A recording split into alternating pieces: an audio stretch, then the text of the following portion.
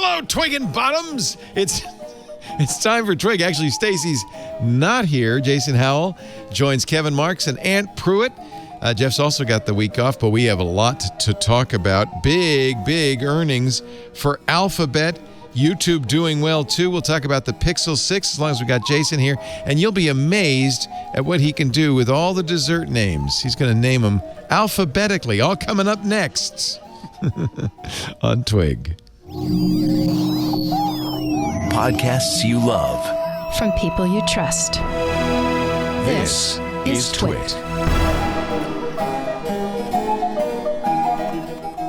This is Twig, This Week in Google, episode 622, recorded Wednesday, July 28th, 2021. Rocket to Hawaii.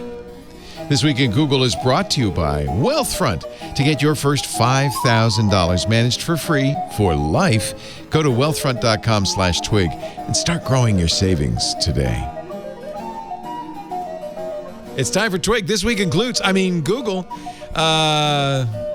We will not be speaking about glutes today on the show. No, we already have. We got it out of our system earlier. So this is a little bit of an odd situation. Jeff Jarvis is on the road, and then Stacy called in sick. And so Jason Howell has very kindly consented to fill in. Hello. Nice to have you, host of All About Android, and of course the show's producer. Ant Pruitt is here, thank goodness, in his Clemson orange. Good to see you. Hello, sir. Nice to have you here. And joining us from Yorkshire in the UK, Kevin Marks, our favorite Yorkshireman. Woohoo! You don't sound like a Yorkshireman. I think, yeah. I wouldn't claim to be a Yorkshireman, especially in pubs here, yes. But there he is on the moors. Adopted Yorkshireman. Yeah, adopted. That's perfect. That's perfect. You must be happy to see your former company, Alphabet, a.k.a. Google, nay Google, is crushing. The Q2 earnings are out, and they beat the estimates soundly, which, of course, the stock market responded by selling them off. So I don't understand anything about the stock market. Revenues of $61.9 billion in the quarter ending June 30th. A net income of $18.5 billion. That's $6 billion a month, $1.5 billion a week. That is a lot of money a day. I'm not going to do the math. It's very successful. Unbelievable. Yeah. Top line growth of 62%. Net income expansion, get this, of 166%. Now, part of that is because Q2 last year was not very good. Was like when COVID first hit, right? Yeah, right. But did Google do particularly bad when all that happened? See, I don't think so. No, they didn't. Yeah, so it's easy to point to that, but they were totally fine last year.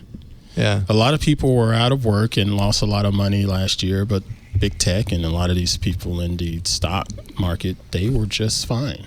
Yeah. Wow, look at that.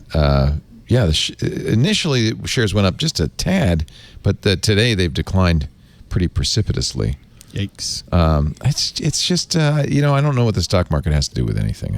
That's always been my contention. It's some sort of strange machine. YouTube revenue $7 billion. That's up 84% year over year. But by the way, digital advertising was a big winner across the board, both Facebook and Google, and really huge growth in digital advertising to the point where I think the television networks have got to start being a little bit nervous about this. I think the YouTube revenue being so high makes a lot of sense from like Q2 and up from last year to now, with a lot of people going whole hog on doing their own content or putting more into their current YouTube channel just to grow it, because they felt like, you know what, I'm here, I'm home, I have control over this, and I can make a go of it. And I'm not just saying just regular small creators or whatever, but brands are saying, you know what, let's put more into it as well. Digital advertising. Let me see if I can find the increase in Google. It was a big increase, and it's credited with the success that Google had in this quarter. Chief Financial Officer, the famous Ruth Porritt, or I almost said infamous Ruth Porritt, said, "Our strong second quarter revenues reflect elevated consumer online activity and broad-based strength in advertiser spend. Of course, I think that spend was down a year ago, because of COVID. So Google is benefiting, according to Sundar Pichai, from a rising tide of consumer and enterprise demand. And speaking of enterprise, Google Cloud had revenue of $4.6 billion, up 54% year over year. That's a little bit more, actually, than Microsoft had for Azure. And Microsoft had an excellent year for Azure. On other bets, well, this is where things go the other direction. Yeah. But are they ever positive in the other bets? They're always losers there. No. It's just how wide is that? It's always supported by the search and ad sales, right? Search and ads. Their core business, they did amazing. Yeah. The other stuff that they're used to losing on, losing. Revenue on other bets up, losses up. Alphabet, Skunkworks posted $192 million in revenue, up from $148 million, but the losses mounted as well, $1.4 billion. Okay, so let me just put that in perspective. They revenue was $192 million. They lost $1.4 billion. That's a lot more, if my math is right. I think that math works out. Yeah.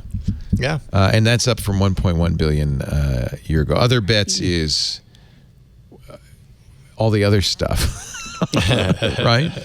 Android, I'm sure, had a good quarter. They don't break that out. It's not Android and Chromos and things like that, is it? It is things that are supposed to be speculative. It's Verily and does the hardware division fall into other bets?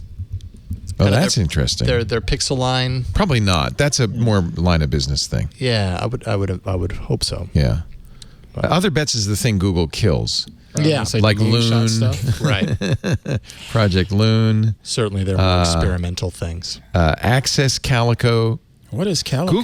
Google Ventures, their venture arm, is considered other bets. Nest is. Waymo is obviously their self-driving thing. Yeah. Google X. I'm surprised. Google Ventures, Google Capital. Is that other bets now that it's closed? Now that it's closed, probably not. Is it gone? Is GV gone? No. I mean, Fitbit's been the acquisition is closed. Fitbit. So, You're talking about Fitbit. Oh, right. So the payment to that will have counted as another bet. I see. Okay, that makes sense. I don't know. I haven't. So the things like Calico, Verily, Waymo, and the X projects, those make sense as kind of like very highly speculative R&D. And then the other losses come from investments that haven't yet paid off.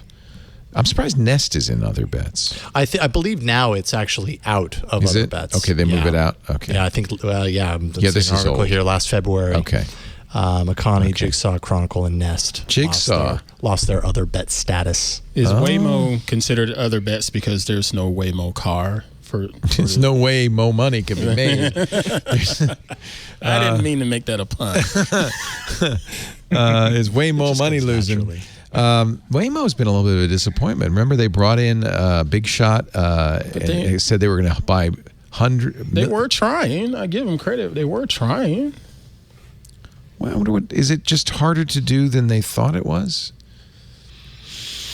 Maybe, but Tesla seems to be fine with its initiatives. GM's Cruise is starting to drive around San Francisco. Although I have to say, if you ever see one of these, do you avoid them? Like if you see one of the self-driving vehicles, you're like, but I'm just. I never think to. No, if I ever see them, I usually just sort of stop what I'm doing and just marvel at it because it's interesting tech. Yeah, right. Yeah. Well, wasn't that? I probably should run. Wasn't that what happened when one hit a bus or something? Yeah, but that was good news according to Google. A fail. The engineers said, well, that was a tricky situation because if the bus had been merely a passenger vehicle, the Waymo made an assumption that it would slow down for it as it re-entered traffic because it was stopped by a construction sign, and so it had to re-enter traffic. And and the engineers said now we know if a bus is coming, don't assume they're going to give way. And so we've learned something here. It was a minor fender bender. It wasn't like a horrific. Right. No, but I thought it was more that the buses were used to like the Google vehicles would get out of their way, and they changed the code so it didn't. I mean, it's unfortunate. Yes, they updated the code. It's That's unfortunate exactly what that they their did. unit testing involved a fender bender, though. Is there another that's way what for you to do happens. that? Yeah. Look, Compared it was. to what Tesla's ones have done, I think it's not too Yeah, bad. you don't want to burst into flame. That was 3 years ago. Decapitate people. Those things are, not so crash good. into the divider on 85. That Yeah, that was sad, Tesla actually. special. So they hired a guy named John Krafchick, who was very well known in the industry, and he quit because Waymo just wasn't, I think, I'm reading between the lines, moving as fast as they had been planning to move when he joined the company. Okay. We had the stats. I had a story a couple of weeks ago about says the car hit the bus in 2016. 18 miles an hour, if I'm not mistaken. This is the flashback. That's still pretty fast. That's still pretty fast. Yeah. Krafchick came from Hyundai Motors, and they really wanted to. They want to make still, I think, Waymo be a taxi system, basically. Mm-hmm. And you can take Waymos. There's a guy posts on YouTube all the time with his That's right. Waymo rides in Arizona, Phoenix. Yeah. I've got it in San Francisco and a few other areas, but Yeah, we don't see him here. So we definitely don't see him in Petaluma. Yeah. I could have sworn I've always saw Waymo cars at CES downtown. Oh, yes. Downtown Vegas. Vegas, you bet. Yeah. Mm-hmm. All right. Anyway, a good quarter, to be proud of for Alphabet. Mm-hmm. Dollar bills. Mm-hmm. What is so, Jason? You're the all about Android guy. Sure. Sometimes. When I'm not off for 2 consecutive When you're weeks. there, Android and the Pixels. I guess they don't make money on the Pixel phones. It really doesn't seem like Google's raking in the dough when it comes to their Pixel hardware. We had this conversation not too long ago on the show. Can't remember if it was TNW or All About Android. Just trying to really understand, like, does Google care that their hardware division is... I mean, it has its enthusiast fan base. Yeah. I would consider myself kind of in that camp. I'm always looking forward to a new Pixel phone, and it's the phone that I tend to be drawn towards. Right. But has no real pull from a wide perspective when compared to a lot of the other manufacturers out there. Does Google really care that much about that aspect, or are they more sold on the fact that they're creating an open platform that they want all competitors to participate in? Android. Yeah, the Pixel Exactly. we always thought was a reference design as opposed to a business. Yeah, versus the Apple approach, which the Apple approach is very, everything. We want all everything people. is just as important as everything else, and it all works together and everything. Google, it really doesn't feel like they care about that same kind of equity of their products when it comes to their Pixel hardware. Again, So if it because- loses money, like, is that really the end of the world? Is that what Google even expected to begin with? That the Pixel was going to light the world on fire. For a company that their business is data, you would think they would put more effort into a piece of hardware that can get more data, like right now. Well, but does the data that comes off of their own hardware matter more than the data that comes from all of the Android hardware that's running Google software? No, I would say no. You know what I mean? Like, Right. they get just as valuable information, Yeah. if not more valuable, because they just provided the platform. Yeah. Everybody else is doing Well, all the expensive, difficult thank work you, of creating the Samsung. hardware. Yeah, Thank you. exactly. And they still benefit from it just the same. Sundar Pichai did talk about it in the analyst call today. He said the Google Pixel event is expected to happen sometime in the fall. Thanks for the revelation. As it does That's every year, news right? there. October usually, right? Right Yeah, after usually the around Apple October. event. Yep. He also said, he talked about Android 12, the personalization features, which are really the big new features in Android 12. Yes. The new privacy features. I'll talk about that in the changelog. They actually have kind of attempted to reach parity with what Apple's doing with their privacy features with the App Store. And then transitioned into the fall hardware event where he said, quote, Google will showcase Android 12 and deep technology investments. Yes. That's probably Whitechapel. Whitechapel. Yeah. That's the new chip for the Pixel 6. Yeah, exactly. The Google, the in-house kind of chip, Google taking more of the SoC into their own hands. Good. Who are they making that with? Yeah, right. Off the top of my head, I can't recall. I have fuzzy brain. It's not just them. I can't remember if it's Samsung and Google or who it is, but they are making it in conjunction with somebody else. It's 5 nanometer. Actually, wouldn't be surprised if it's Samsung. It's ARM, obviously. It has the Mali think it is graphics Samsung. engine in it. It's like an Exynos kind of. Yes, Yeah. that's right. That's right. Which further kind of illustrates just how cozy Google has become with Samsung in recent months. Yeah. We also have Wear OS 3, which Samsung's going to have their event next month, Unpacked event, and that's going to be kind of the official. They have kind of kissed and made up. Yeah, they said, big time. It ties in. We're going to merge that with Wear. Yeah. They kind of have kissed and made up. They should. Big For a time. long time, Samsung would not even say the A word in their Oh, that's events. right. I don't know if I still don't know if they do or if they will at Unpacked, but yeah, it's true. They really have not mentioned the word of Android. I'm excited about the their Pixel phones. 6. The rumors are, besides this new chip, the Whitechapel chip, it's going to have a new camera system, which they did not do in the Pixel 5, which was a real disappointment. It's why I didn't buy a Pixel 5, I thought. Makes no sense. I already to have buy. that chip. I have the Pixel X4. Yep. I think I'm probably not alone in that. Yeah. I mean, Google has rested on its laurels as far as its camera system has been concerned. It's been a very dependable camera system in the Pixel devices year after year, but it's been the same one from the beginning when they first put out I think it was the Pixel 2 that had the amazing camera, and it's the same camera ever since. And so, everybody else is throwing a lot more into their camera systems. It's time for Google to step up. It's past time, actually, for Google to Yeah, step but they were up. putting more effort into their AI, though. Yeah, and the that software AI behind. definitely works wonders for those phones.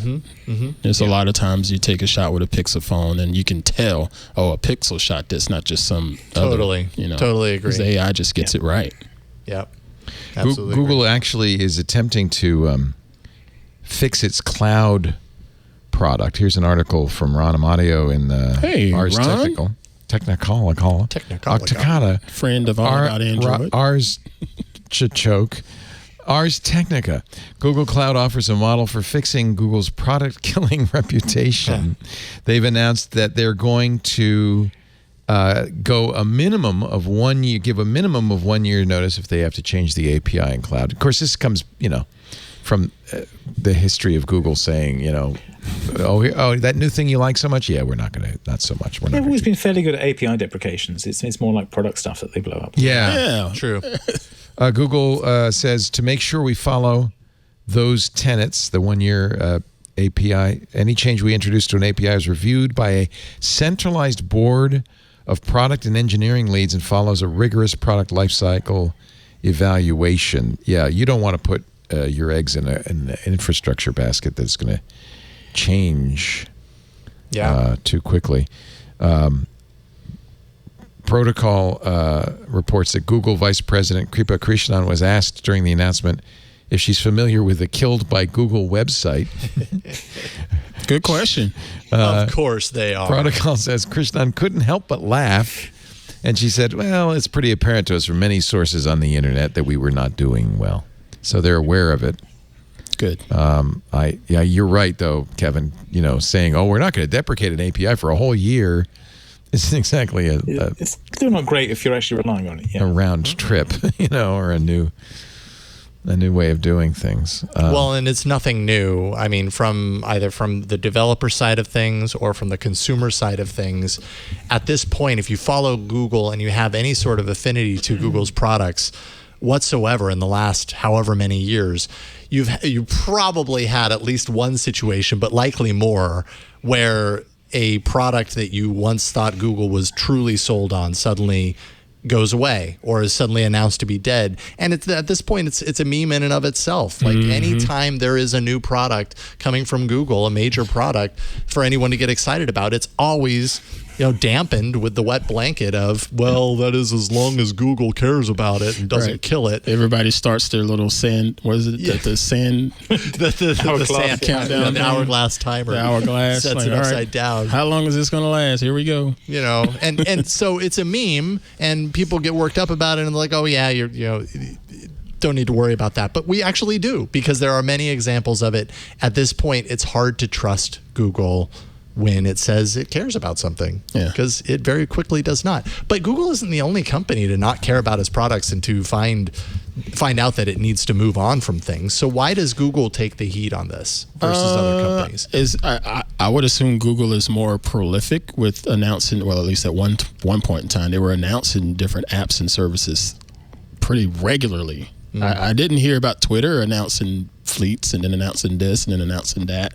I just heard them announcing fleets and then killing it. And then killing it. You know, but Google, it was Allo, and then it was chats, and then it was Hangouts, and it's not chats, and then it was voice, and then it was, you know, they pretty prolific with the things that they release. But again, that goes back to my theory of they had pretty craptastic product management, where it's just everything is so scatterbrained and all over the place. And I think someone in a higher up needs to, you know, get everybody a little bit more focused, where you don't have to have these meetings of, okay, we need to go ahead and kill this app, you know. And replace it with some of the features. Take some of the best features and put it over here, but not for a couple of years. So, you know, it just drives me insane. No, it is. I mean, I think part of it is Google, by design, was supposed to make it easier to launch things because they were worried about startups competing with them. But that also meant that then they would kill them when they died. You don't care so much when some startup fails and dies, but Google, by default, gets millions of users on day one. So and the messaging thing has just been chaos forever. I get the sense this was kind of Larry Page and in the early days, and maybe Eric Schmidt had something to do with it, but I get the feeling it was more Sergey and Larry's idea of, we don't want to be a big company. We want to be a collection of nimble, fast-moving startups, right? But at a certain point, those startups need to talk to each other. Yeah, well, but because they are all under the same umbrella. But now that Larry and Sergey and Eric are gone, maybe it's time to start to. It's hard. I understand it's hard. You know, you don't want to become hidebound. You don't want to be a big corporation where, you know, and I know, Kevin, you've worked for big companies where things move like molasses. That's true. And nothing gets done because of, you know, fear and caution, and you want to be nimble. But that's the risk, that then you make a lot of products that don't make it. I'm sure Google is not the only people guilty of this, but these departments are so siloed and they never ever talk to one another. And, again, I think that was intentional. I think they really wanted. Well, it's not that much they didn't talk to each other. It's more that the culture was, we'll have lots of products, whereas Apple does try lots of things out, but they tend to do it before they launch it. And partly that's the sort of historic thing. And in private, by the way. Yeah, no, that's fair. A lot of regular people assume that Google is putting products out for the consumer to beta test it instead of doing their own beta testing.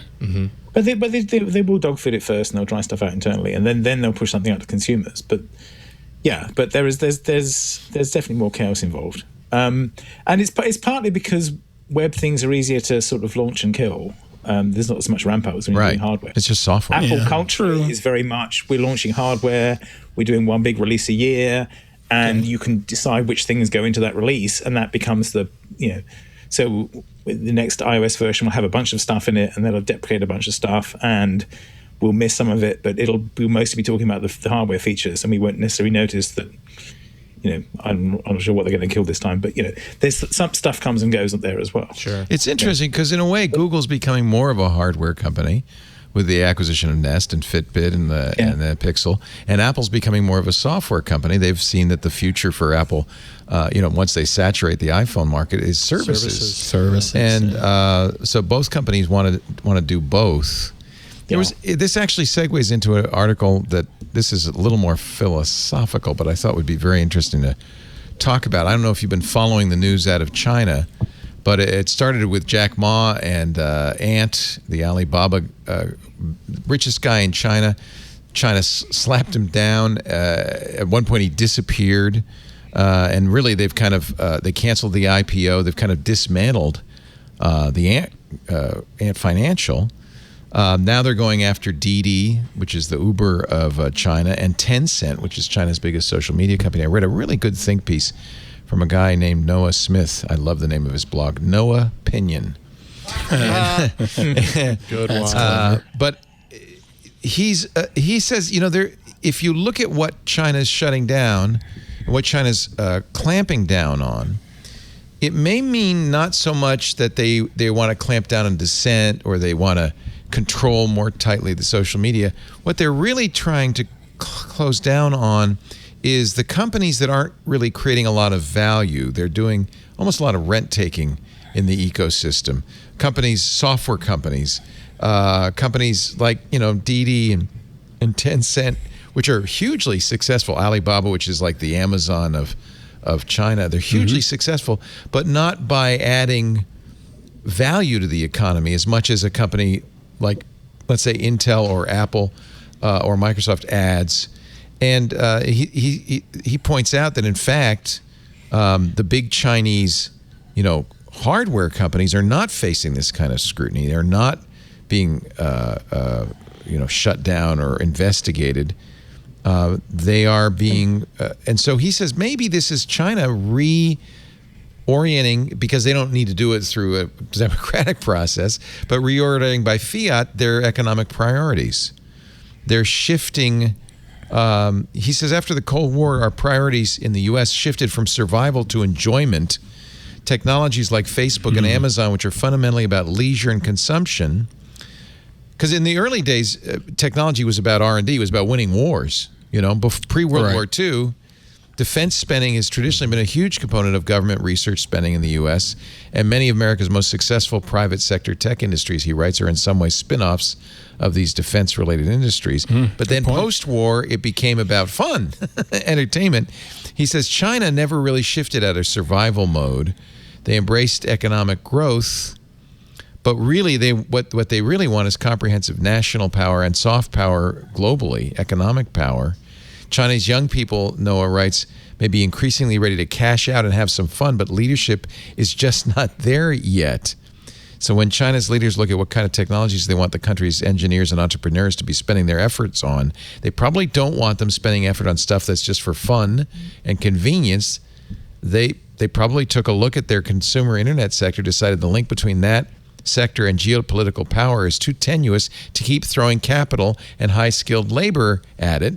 And so in classic CCP fashion, it was time to smash. I thought that was a very interesting take on that. And maybe that, because China's handling their big tech by fiat, just like, okay, you're out, you're gone. We obviously have to go through a much more prolonged process, but there's also in the U.S. this kind of anger at big tech. Maybe we should think about what we're angry about and think about the companies that are adding real value, not just to social and not just to geopolitical power, but, to the economy. Well, I mean, part of it is that, we've been very financialized here. So if you look at the recent, investment bubbles, they have not been tech-centric. They've been financial-centric. Right. And I include, the blockchain stuff and things like that in that. Oh, okay. But also, there's the very, there wasn't a, we've been looking for what's the next thing for a 5-year period or so and haven't really settled on it yet, right? We don't know what's past phones. That was the last big, hardware-driven change. And there's been a lot of, as you say, social tech froth and then other kinds of very financialized froth. And a lot of the investment models in the US have been these effectively let's lose money to try and get a monopoly companies like Uber. Yeah. And WeWork and Airbnb and so on. And China has had examples of those. They had they tried it. The huge bicycle boom and bust there, right? Which was, we've had, bicycle rental things here, but in China there were like 6 competing bicycle rental companies, and there's still like huge, like you can see photographs of them, huge landfills full of abandoned electrical bicycles because they were trying to do we'll make the money from the data gathering and not from the bicycles. And that's, so there's that stuff. And again, also they've pushed out all the Bitcoin mining in the last 3 months or so, because they're sort of redirecting all that stuff. Yeah. Yes. So they're basically saying we're not sure about these financially fluffy things. Let's look at things that are actually productive. They're also reducing apparently venture funding. They're trying to squash that bubble. Yeah. And they're also investing a lot they've been investing in infrastructure, not just in China, which has been, very visible, but also in other countries around the world for supply chain work. The Belt and Road Initiative, yeah.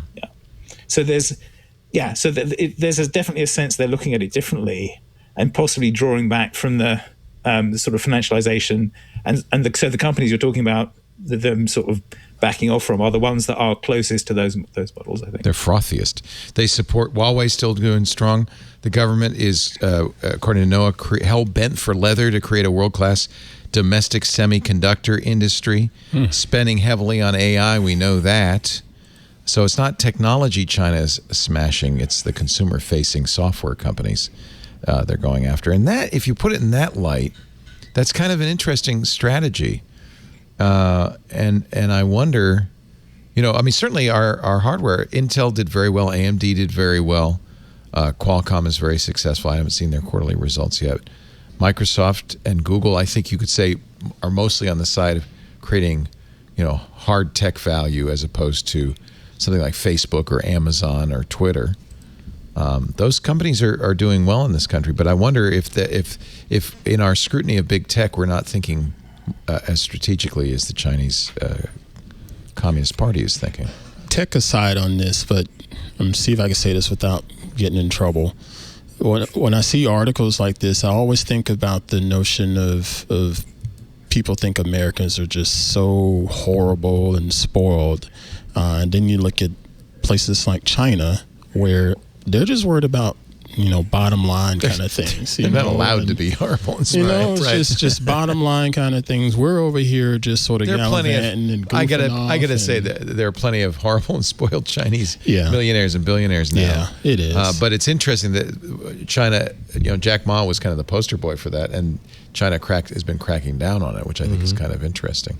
And maybe that's because they don't want to. Right. They don't want to look like the Americans. Kevin's right. They wanted to. They wanted that growth. They wanted that startup economy, but then looked at the consequences of it and maybe thought maybe we should redirect it. But also, they haven't been scared of infrastructure investment. The amount of high-speed trains and that's something I really regret like that we are not doing here. That's just, right. We'd rather put it into let's launch into space. Let's launch the billionaires into space. That's the big thing. And don't get me wrong, I believe I mentioned last week, even though the media pretty much pooped on Bezos and Branson for their efforts to go to the edge of space, there's still plenty of research that can come from what they did that may eventually end up helping out the regular consumer with travel, not to edge of space, but just from this side of the country to the other side of the country. You went to Hawaii for your vacation, and you asked me. There was no scientific benefit to that. I can guarantee you.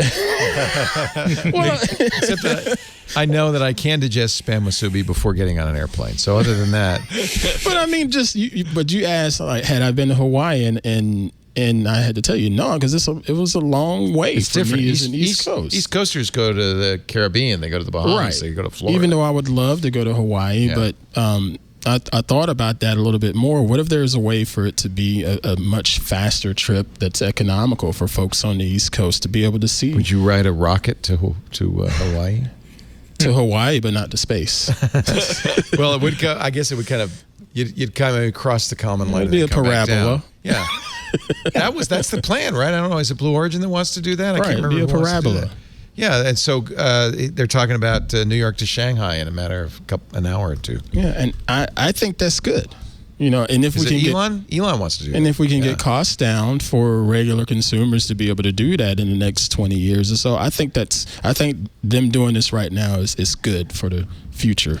But again, humans are involved and humans are greedy and going to do some really greedy things, and we may not even see anything out of this. Yeah. New York to Shanghai in 40 minutes. I'm sorry. That would be even better. And that's Elon Musk that wants to do that with SpaceX. I mean, he said it would cost about the same as a first-class ticket to. And first-class tickets are, in air quotes, cheap. Expensive. Yeah, very expensive. But at the same time, paying for a first-class ticket to go to the other side of the planet, that's pretty daggone. Pretty amazing. Economical, Oh. All right. Let's take a break. Come back. Lots more to talk about. It's nice to have you, Kevin Marks. You're doing the indie web thing still, yes? Yes, still doing indie web stuff. There's an indie web meetup a bit later on today. It's 6 p.m. They're all West Coast virtual time. still, though, yeah? Actually, 7 p.m. West Coast time, I think. Hang on. Yeah. But they're still all virtual. If you go to indieweb.org, you can see where the next meetings are. 1800, the Nuremberg website meeting tonight, and there's also one in the Americas. But the beauty of West Coast this time, is, it doesn't matter. Yeah, 6 p.m. West Coast time. It doesn't matter because it's via, do you use Zoom? What do you use? We use Jitsi? Zoom, yeah. Not Jitsi? We tried Jitsi and we ended up using Zoom because it was a bit more reliable. Yeah. We tried a bunch of different things. Yeah, I know, Imagine I know that that. story. I just shut down my Jitsi server. What I like Jitsi. I could never get anybody to use it. I created a twit Jitsi. I remember when you created Could it. never get anybody to use it. So we all use Zoom now. Are you on Zoom, Kevin? I'm on Zoom at the minute, yeah. We got you to use Zoom too. He looks good. Yeah. It's not too bad. I mean, I've used Skype with you before, but I'm not sure I've got Skype anymore. I've got Skype.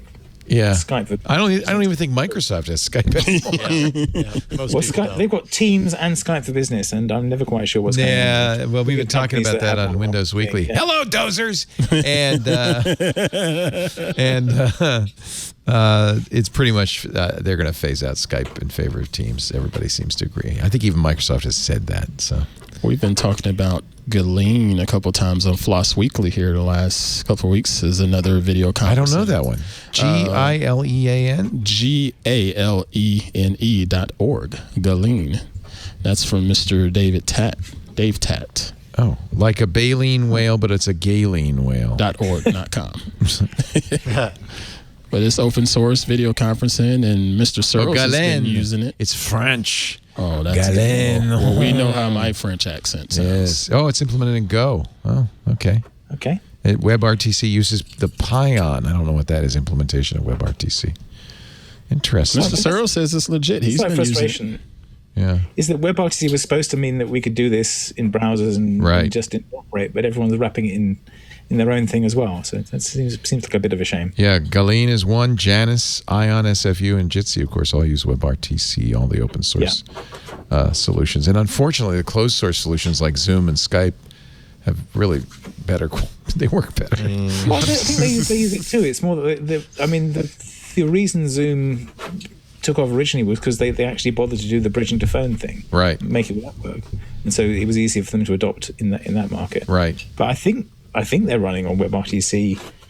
Are they? Well, at least I think at least the browser version runs on. Oh, WebRTC. yeah. I'm sure the browser Yeah, version is, but I haven't actually poked to the protocol directly. yeah, But it's, yeah. Are you using the browser version or the desktop? no, I'm using the app at the minute. Yeah, yeah. Also, it's great to have Ant Pruitt, hands-on photography. Your photo show has what this week? This week, we're going to talk with the mad scientist, Mr. Don Komarechka, and we're going to look at some macro photography. I've already spoken about macro photography, but I love that. He's the man when it comes to macro photography, so he's going to share some really, really good tips and tricks and dive into some snowflake stuff. Twit.tv Nice. /hop. Hop. Jason Howell, of course, Tech News Weekly. That's right. All about Android. During our editorial meeting on Tuesday, we're saying, what are we going to talk about? Let's talk about Facebook and the Metaverse. And then I realized, oh, wait a minute. Apple, Google, Microsoft, AMD, and Intel are all going to announce quarterly results this week. I bet you'll have something to talk about tomorrow. Maybe. Well, that's like, actually, you know what? We ended up talking about the Metaverse. Good. I want to talk about that next. Let's do that next. Facebook's moving into the Metaverse. And as a fan of Snow Crash, I couldn't be happier. Our show today brought to you by Wealthfront. I'm going to tell you something that's going to be very disappointing. The secret to building wealth, to building value for you, your family, is not buying Bitcoin. It's not day trading. It's not stock picking either. And it's definitely not burying Krugerrands in the backyard. Oh, dang. I know. I'm sorry. Thought you was going to leave that off the list. It's all a lot of fun and until somebody pokes their eye out. But if you want to grow your long-term wealth and you want to make it to the moon, you diamond hands, you you should open up an account with Wealthfront. Wealthfront investment accounts. This is it's not exciting. It's not going to give you, you wake up in the morning and your stomach goes, it's just slow and steady. Whether you're saving for college, saving for a house, saving for retirement, decades of data show investors that trade individual stocks, that try to beat the market by picking stocks, underperform every year, only by a lot. There was a long bet between Warren Buffett and a famous hedge fund. Warren Buffett said, if I just buy a market basket of, all the stocks, it's going to beat whatever you can do picking stocks. And it did. He won. 1% of day traders, 1% beat the market. The odds are not in your favor if you're trying to do it by yourself. But Wealthfront can help you do it easily, securely. It's really a great way. You don't have to spend a lot of time reading the trades. Investing is complicated, but it doesn't matter. If you're a beginner or even if you've been investing for years, Wealthfront makes it easy. And I'm going to tell you why you want to use Wealthfront. They've got the right tools for every portfolio. And by the way, a big number right there in front of you, 0.25%. That's the annual advisory fee. That's really low. In fact, if you look and you see what you're paying in other vehicles, you're going to realize that sometimes the gains you make are eaten up by the fees. Wealthfront is low fee. They'll help you create a portfolio of globally diversified. That's important, international as well as American. I don't even want to say equities. These are funds, low-cost index funds, personalized for you in just minutes. There's no manual trading. You're not going to pick stocks. I know you want to. You know what? If you really have the hankering, go ahead, take some money, put that in a separate account, but that shouldn't be your long-term savings account. You don't want to watch the stock market every day. Yeah, that could be entertaining, but that's not how you build wealth. Wealthfront automatically handles all the investing. You set the preferences. They do the rest. What your risk tolerance is, what your goals are, what your time frame is. They do things that are very sophisticated too, by the way. You can lower the taxes you pay as you invest using something called tax loss harvesting. That's very hard to do. They do it so well, it could more than cover the low 0.25% of advisory fee. And all of this is automatic. People are moving to this. Wealthfront currently is managing over $20 billion in assets. That's how successful they are. And we've got a great offer for you. You can get your first $5,000 managed for free. For life. Go to wealthfront.com/twig. At least do me a favor. Do that. Start with that. Never pay that 0.25% even. And just watch it grow. It only takes $500 to get started. This is what you should be doing. I don't care how old you are, how young you are. This is what you should be doing. Grow your wealth the easy way. Let Wealthfront do the work for you. In a way, it's kind of set and forget, which I really like. You're not tempted to go, I see Intel stock going down, even though their revenue was up. What should I do? Should I sell? Should I buy? No, you don't. Stop. Just Stop let the them insanity. Don't do that. Get your first $5,000 managed for free for life. Go to wealthfront.com/twig, WEALTH front, FRONT.com, wealthfront.com/twig. Start growing your savings. And please use that address so they know you saw it here, wealthfront.com/twig to get started today. I'm such a big believer in this. All I can say is it's tempting to do the other thing. Do yourself a favor. Slow and steady wins the race. Who won the turtle and the hare? The turtle, right? The turtle. The tortoise. The tortoise won the turtle and the hare. Be the tortoise. I don't think that's their slogan. But thank you, Wealthfront. Thank you, Wealthfront. Yes. All right, Metaverse. So the Metaverse, best first chapter in the history of science fiction, in my opinion, Neil Stephenson's Snow Crash. Do you remember it? The pizza delivery gal, she's on a skateboard. It's really exciting. What? Nah, never mind. Lost me at skateboard. Anyway, Snow Crash. Delivering in the car first, and then the skateboard. Then the car, and it's good, isn't it? You remember that, right, Kevin? I remember that. Yeah. I was excited. It was really great. 1992, things were different. Things were different, but one of the best features of Snow Crash, like all Neil Stephenson novels, ends with a whimper, not a bang. But Starts with a bang. So, it's actually some of his more recent novels have much better endings. I really like Seven Eves. But anyway, that's different. You didn't like Seven Eves, the ending of Seven Eves, John? You wanted more. Well, that maybe you can write a second one. All right. Jeremy is fired up back there. Yeah. I thought that was a great novel. Anyway, the Metaverse comes from that book, Snow Crash.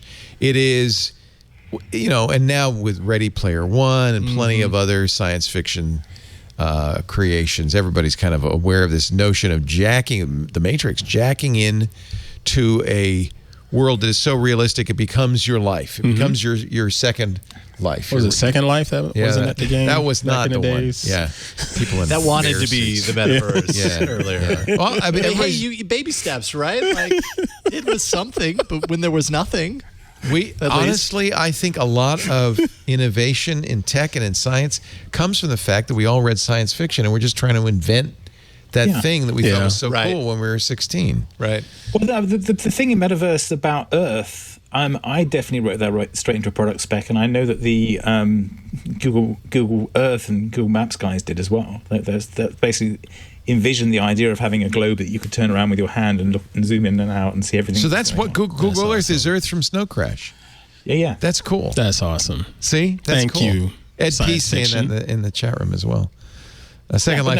No, I was reading 3D Atlas at the time, and we said, okay, we've done this thing with the CD-ROM. Where do we go next? I said, we want to put a whole 3D globe and all this stuff. That's so cool. Huh. And it is still cool. Company got shut down, but but let's not forget. I mean, even though we've kind of gotten used to it, that is a very, very cool product. Absolutely. I still use it. One of the best. Because it's just so easy to use, and it allows us to go somewhere that we'll probably never get to go. And really go. And really get into it. 3D and everything.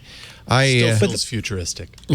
But that's the other part of this, is that also the thing that has happened is that, and what's happened with mapping is that it has gone from a product to a commodity. And we have OpenStreetMap, we have APIs like Leaflet and things. So actually embedding maps in your website now is a line of code. And the assumption that you can embed a map that has the entire Earth on it and drop points on it and move things around has become, that's just commonplace. It's just how it is. Table stakes. Yep. Yeah. And part of and OpenStreetMap is an impressive achievement there, in that it has managed to gather lots of the other companies apart from Google to collaborate and work on that. So a lot of the data from that, Microsoft and Apple are feeding into that as well, and putting stuff back out again too. So that's interesting. I didn't realize that. Because the Google original idea of OpenStreetMap was it would be kind of crowdsourced, right? It would be like and it still is. You can open up OpenStreetMap now and fix things. I've added paths and things here, and to still do that. But in terms of, and also it's very flexible. You can do. Anyone can construct new map layers from it. So there's lots of different kinds of map layers that you can construct from it and get custom versions. You're not waiting for Apple or Google to update their product for it to look different. So that's a powerful thing. So part of the question for the sort of the metaverse stuff is how much of it will be a battle between the giants about who owns the tech and the specs for that, and how much of it will be stuff that gets pushed down into those kinds of layers. And that's with I mean, the nice thing about the Earth is that we have a sort of agreed coordinate system. I mean, okay, we have 2 or 3, but basically there's a primary coordinate system that we all use, and you can cross-check that with a GPS, and you can cross-check that with other people's maps and see does this thing fit where it belongs. And part of the challenge of the metaverse stuff is saying what they've done so far has been like tabletop VR, where it's okay, we're putting things in your room most of the time. And the idea of putting stuff in the world, which they're starting to do now, means you need that kind of shared model of the world that we have for mapping, but you need it at a much higher resolution, and you need to have buildings and things in it as well. And you hit the question of, if I'm putting on my goggles and scanning the neighborhood, if I'm doing that out of doors, fair enough, we can share that. If I'm doing that indoors, you probably don't want that to be uploaded to an OpenStreetMap-like thing, or even a Facebook-like thing. You don't necessarily want them to have a model of the inside of your house, but that's what you're constructing. So the sort of the models around how we do that and what counts as public space gets a lot messier.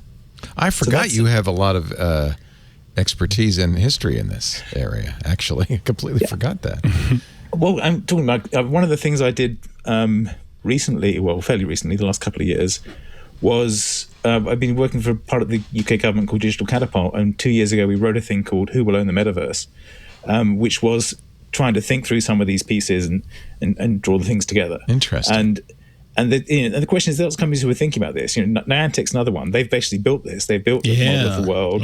They've got Ingress. an AR overlay for it. Right. They used Ingress, and then they've used that for Pokemon Go, and they're now building a platform that you can build your own games on top of that, and starting to think about how to sell that out. So they've done some of that mapping stuff that is based around the idea of not just where the Earth is, but where are places you can actually play on the Earth. So they can tell the difference between a public park and a railway line, and make sure that they put the Pokemon in the park and not on the railway line. It's interesting because Microsoft had some ambitions with this, with HoloLens, their mixed reality. They made a Minecraft Earth that was kind of a Pokemon Go. You could build Minecraft stuff in the real world, and they killed it. Yeah, it didn't last very long. They launched it, and it was neat. But did it ever even get an official public I don't think release? it ever got out of beta. I played with it. It was in beta, I think. It was like, it felt like, we're so close. But that's part of the problem with all of this, is the technology really isn't there yet.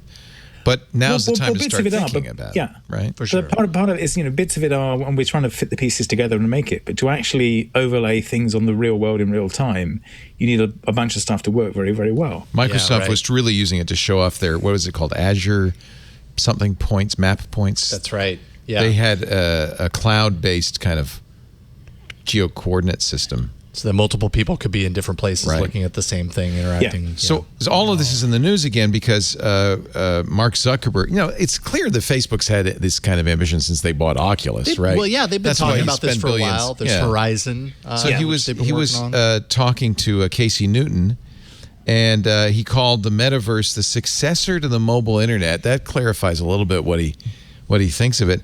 And this got a lot of attention. Pledged to turn Facebook from a social media company to a metaverse company. When I see that line, I'm thinking about that Oculus that you gifted me and how I don't touch it anymore because of those news. That's why I gave it to you. It's like, wait a minute, I can't use this unless I have a Facebook account. Oh, yeah. That one you can use. That one I think you can use. That's the first Quest one? Yeah, he has the original. Yeah. I don't know. It seems like I remember seeing a banner pop up one time. What's your Facebook? I think Facebook will attempt on that. That's why I never got the Quest 2. If it's not required, then maybe I'll keep playing it because I enjoyed it. So they're according to protocol, all in on the metaverse. They're reorganizing to build a metaverse product group. It'll be headed by Vishal Shah, who's currently VP of Product at Instagram. Facebook Gaming VP Vivek Sharma will be leading development of something the company calls their Horizons VR world. We've seen some of that. That's out in prototype. A gaming executive from Facebook, Jason Rubin, will be there as well, and they'll all be reporting to Facebook's VP of AR and VR, Andrew Bosworth. He announced on Monday, the founding of this group with these words to remember. To achieve our full version of the metaverse, we need to build, and I think this is kind of what you were talking about, Kevin, the connective tissue between these spaces so you can remove the limitations of physics and move between them with the same ease as moving from one room in your home to the next. To focus our efforts and deliver on this vision, we're bringing together the teams that have been driving some of this fundamental work. Maybe I'm misunderstanding it, but it is true that on the Rift and the HTC Vive, moving around is really hard because you can't actually walk from place to place. No, and even you'll hit a wall. Yeah, even on the Quest. I mean, the Quest has come a long way of but how do they do it? You point and you say, "Take me there." You point with the controller and say, well, Take me there. I'm talking about like free motion walking. Like, yes, you can use your controller or you can walk around. Well, they've talked about that, using cameras. It's wireless and you can draw your safe zone. I can't remember what they call it. But even with the pass-through camera, it's still pretty tenuous. Like, it's better than not having the camera. You see a wireframe of the room, right? You just never know where the corner that you forgot to draw out is going to like peg you in the forehead. It's going to take you to the floor. So there's always a little bit of that, So they've got a ways to go. As far as in Ready Player One, of course, the guy had the treadmill, right? That kind of weird 160 degree treadmill. You can move in any direction. And it was attached with elastics, and it looked very uncomfortable. To be honest with you, but that's the future. I actually tested that for I remember screensavers. I remember, and it was very uncomfortable. Yeah, okay. Yes, it was really weird. It was not normal. It was not natural. Really, probably want to have the haptics so people kick you in the leg and things. Ow! Oh man! Because what we want is pain. You had a full haptic suit. Yeah. But there is. The other problem you have with, the AR stuff makes some sense. So the thing that Niantic does says, okay, we'll put you out in the world, or you're playing in the world, or Google does the AR navigation now, which can be quite useful. I think I'm kind of more of a believer in that, the mixed reality or augmented reality kind of vision. That's not a metaverse. But the challenge there, that's my question. Well, it can be metaverse, but then you've got to be in the right place. Right. If I'm standing on top of this hill in Yorkshire, then there's no one else around. Right. And I can, sounds awesome. Niantic's actually been struggling with that in Pokemon Go. Because you can do a raid if you're proximate to a gym, but during COVID they added the ability to do remote raiding. You're still playing, Kevin. You're still playing. I can tell you're nodding. No, it's just my son works for them, so I know. Oh, he does. Oh, that's cool. I didn't know that. Yeah. Well, tell him he's doing a really good job, and not to take back the COVID enhancements because it made the game much more fun. Yeah, but that is the challenge. The challenge you have with AR is, especially even if you're just doing it for data overlays, if I want to look down on the city, I've got to go and climb a hill to look at it. Right. Or I've got to decide how to fly. And you hit the same problem. Any of these mapping things, you hit all these projection problems of what makes sense and what doesn't. And you also hit the classic XKCD thing of everything's population density. And so every piece of data you overlay ends up just being a map of where people live. So you hit a bunch of sort of weird. It's kind of the gray goo problem of the metaverse, right? Everything's all kind of the same. I'm still kind of foggy on what exactly it means to be a metaverse. Now, I never read Snow Crash, so that's probably part of the reason. And maybe I'm admitting something that I shouldn't be admitting out loud. Don't worry, there's two of us in the room. Don't hurt me. Okay, there we go. But it's a fairly quick read. It's quite fun. But okay. Oh, it's really good. It's thick. You may say it's a quick read, but it's a pretty thick book. Yeah, I'm pretty sure I won't. Neil never wrote a short book. Actually, he did write a short book. But in the beginning, there was the command line is short, but most of his books are pretty. Zodiac's fairly thin, but it's not as thick as what he's done more recently. Yeah. You mean Quicksilver Trilogy, the 18,000 page? Oh, that sounds approachable. It's not that long, but it feels that long. Boy, is it on Audible? Yes, it is. Even on Audible, that sounds approachable. Even Audible had to divide it into 6 different books. It was so long. Oh, my goodness. Okay. So, that was part of you getting around him not finishing his books, wasn't it? If he wrote 6 and they're glued together. But no, so the basic, Snow Crash has a bunch of deep stuff in it. It has some good mythos things in it as well. But the basic idea is the world is split into strange commercial franchises, but there's another shared world that everyone can go into, which is the metaverse, which involves headsets and wandering around. And it's interesting because it kind of predates the web. It was written before the web was mainstream, and so it's thinking about the web but from a VR point of view. So it's kind of fun in a sort of history technology thing. It's, the other one that's fun like that is, which I've mentioned on this show before, is Douglas Adams' Hyperland, which was made in 89-90 and was an exploration of how do we do hypertext just before the web existed. And so it ends up wandering off into VR and doing weird stuff like that as well. But there's sort of, some of this is like old tech that keeps coming back. We've had imagined VR worlds for a very long time. Sure. There's an entire genre of movies from the 90s that are different kinds of imagine VR worlds because it appeals very much to Tron. Filmmakers. Yep, Tron, loved it. Lawnmower Man. It's cheap because you don't have to build a set. Right. Yeah. Right. Well, no, Tron was expensive because they didn't have actual. They didn't have the tech. Tron was back in the 80s, so I bet that was pricey. But so what you're explaining? And by the way, you saw all the money on the screen, didn't you? I mean, you. Hey, at the time, it was hot. A little shade there. I think this is the problem: is that fiction can imagine this, we can imagine this, and it's appealing, this notion of a world that's not of the world. True that escape. You can go and it's really escape, and you can fly, you can do anything you want, and it's so real that it's almost impossible to distinguish it from the real world.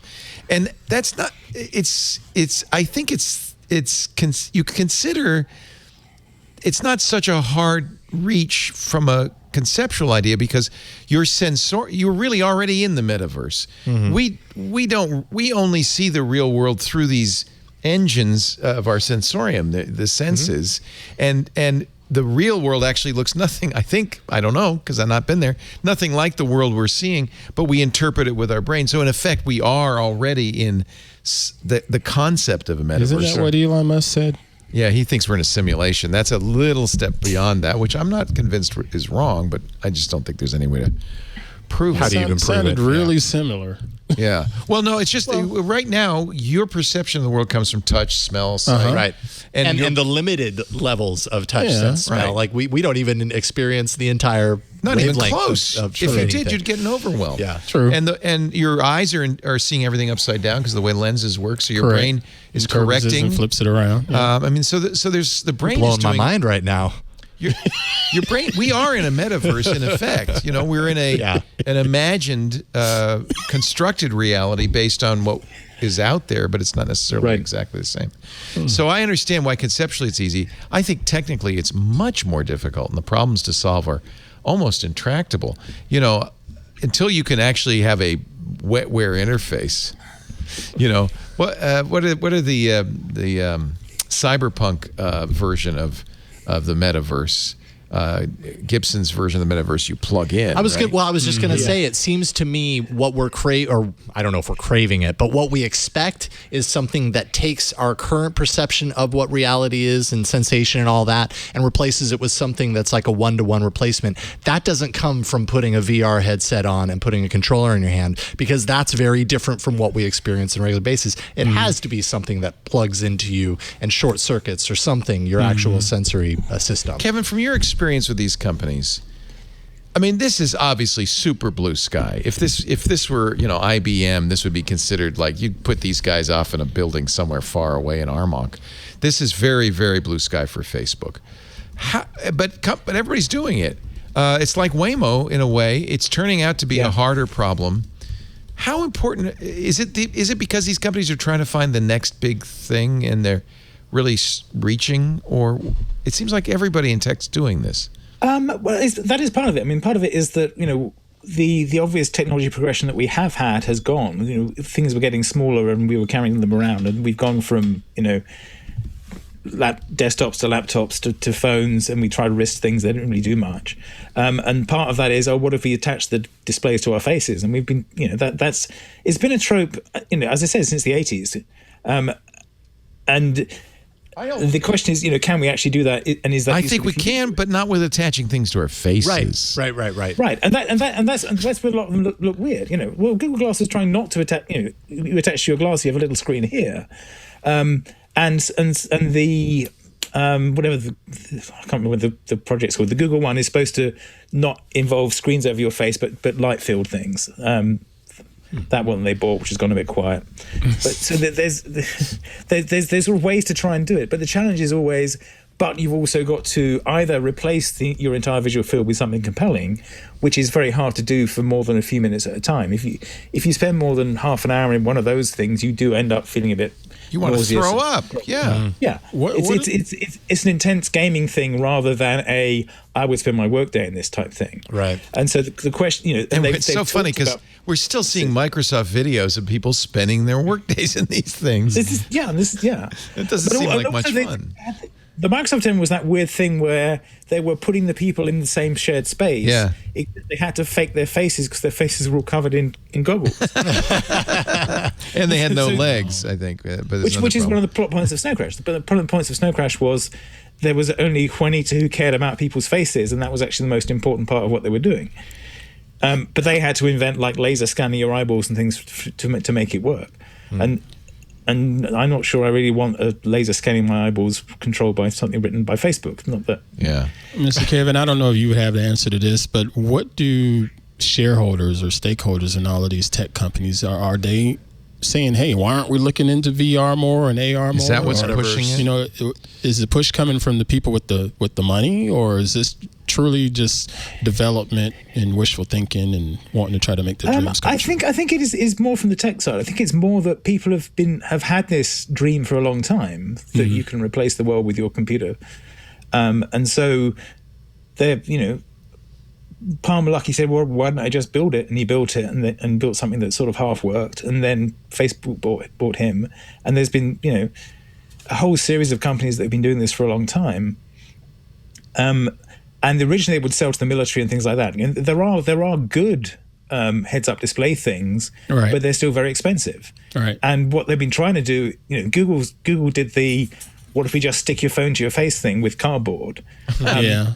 Which is dead now. Google has killed now. One of the reasons these phones my phone is getting combusted. Oh, look at that! Put it in front of your it's face. magic. That's the perfect. You're in the thing. metaverse. There we go. Are you supposed to show that?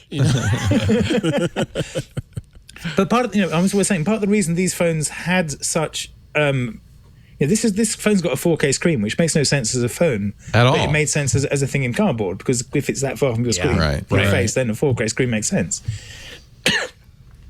And so it's bad for battery life. It costs more, and you can't tell the difference. There's no real visible difference unless you're using a microscope to look at your phone. Sometimes I think we've gone the wrong way in many cases. I'm one of two people that enjoyed using Daydream back in the day. Yeah, it was neat. I liked it. Me and Hulu or me and Netflix on one of my armchairs and some. Really, you'd watch a whole show that way? Oh, it was great. It was so relaxing. Sitting because in a virtual movie theater. Yeah, everything was quiet popcorn on the floor. No interruption. By the way, I do want to point out we do have an amazing, very advanced, very mature technology that does that. It's called movies. Even though you're not attaching it to your face, you go in a darkened room, you look at a large screen, they use music, they use drama, they use sound, they are very effective. But there's people there.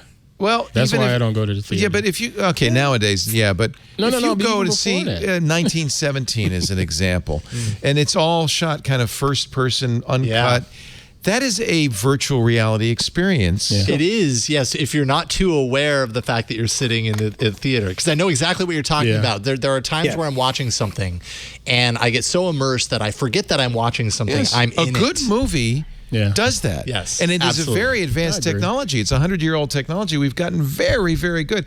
And it's a good movie because you laugh, you cry. Yep. There's nothing to laugh and cry at. You're sitting in a room looking at a screen at a wall with light projected on it, but it's making you cry. I agree. That's a virtual reality experience. That's amazing, and we're very, very good at that. Yeah. So that was the chat. I mean, and we do have that with gaming. We have the ability to explore a 3D world with gaming, and you have a big enough TV, you can immerse. Interactivity is the problem. That's difficult. But the interactivity is there with gaming. If you're I have to admit, when I play Valheim, you are in that world. When I actually got a sense of this, even though Valheim, which is a silly Viking survival game that people know I'm a little obsessed, or was a little obsessed with. Wait, you play Valheim? Have you heard, by the way? I play Valheim. But I was playing it on a 55-inch 5K monitor, arm's length away from me, so it was immersive. You were immersed. And I got to the point where I felt like, you know what? I understand how you could think this was you in another world, and you were having another experience, especially if you play about 8 hours a day, which I was doing at its peak. That was my life. Wow. And it was interactive. And it's funny, the graphics weren't super good. They were okay. The physics... It's funny, the textures were low quality, but the physics, the lighting, and everything was superb. So there was an interesting mix. But it wasn't that it was so realistic. But it somehow was immersive. Mm-hmm. Mm-hmm. So we can do. People get immersed in Minecraft, and that's That's right. Even lower quality. Yeah. You should see the things I've built in Minecraft. But that's part of it is like we're still feeling around the edges of these pieces and trying to figure that thing I linked to was like we've got all these different parts, we're trying to find the pieces that fit together and work out how they work, and all these companies are trying to do that, but it's still the problem is what is the compelling thing that you can do with this you can't do with anything else? Can it get good enough to subsume everything, or will it be sort of pieces of it that we slice off that's like, okay, it's good for gaming if you do it this way, it's good for watching movies if you do it this way. Yeah. It's good for walking around the world and finding things if you do it this way. Is there a unifying thing there or not? And that's the piece that they're all wrestling with, I think. It's easy to see how right now at this point in the development of technology that let's say the VR headset is the closest that we can get to a metaverse, or is the beginning building blocks. When you're talking about, when you're talking about movies being around for 100 years, like we as humans for the last 100 years have also like conditioned ourselves through the creation, through the consuming of movies to lose ourselves into it in the way that you have. We were complicit. And now we're participating in that regard. Now we're at the beginning of this next phase, let's say, and I'm not saying that Mark Zuckerberg's going to be the one to do it, but we're at the beginning of the next phase of what that develops out into. And of course, it's going to be pretty infantile in the beginning. Yeah. And there's going to be a lot of holes to poke into it. But I'm pretty convinced that at some point down the line, we could be a lot closer to whatever this metaverse thing actually is. And yes, where we're at right now is the foundation of that, or at least it's the beginning of it. Yeah. So there's something to be said there. I was hoping that I'd be able to jack in from the nursing home. Well, you might be able to. And experience a whole life without, and in my later years. I don't think it's going to happen in my lifetime. Yeah. I think it's 80 years off. I think it's, it's within, maybe it's within your lifetime. It's not. Well, it's been 10 years off for 40 years, yeah. Exactly. Yeah, right. Totally. Well, it's funny. There's the kind of the seminal article on this was written about a year ago by Matthew Balls, a venture capitalist. The Metaverse, what it is, where to find it, who will build it, and Fortnite. And he talks a lot. It's an interesting article. I recommend it. But he talks about Vannevar Bush's famous article from 1945 called Memex, which really predicted the internet. And as we will think, yeah. Yeah, as we will think. Yeah, that's right. That was the name of it. He talked about the Memex. So that was 80 years ago. So it might, you can conceive of it long before you can make it. And we can see all the technical challenges. Yes. But I think we're conceiving of it for sure. And I think it will happen eventually.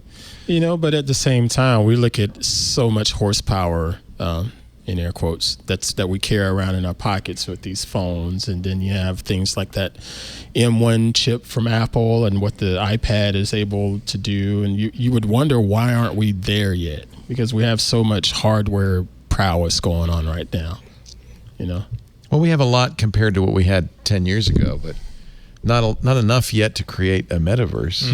Mm-hmm. And we're slowing down a little bit.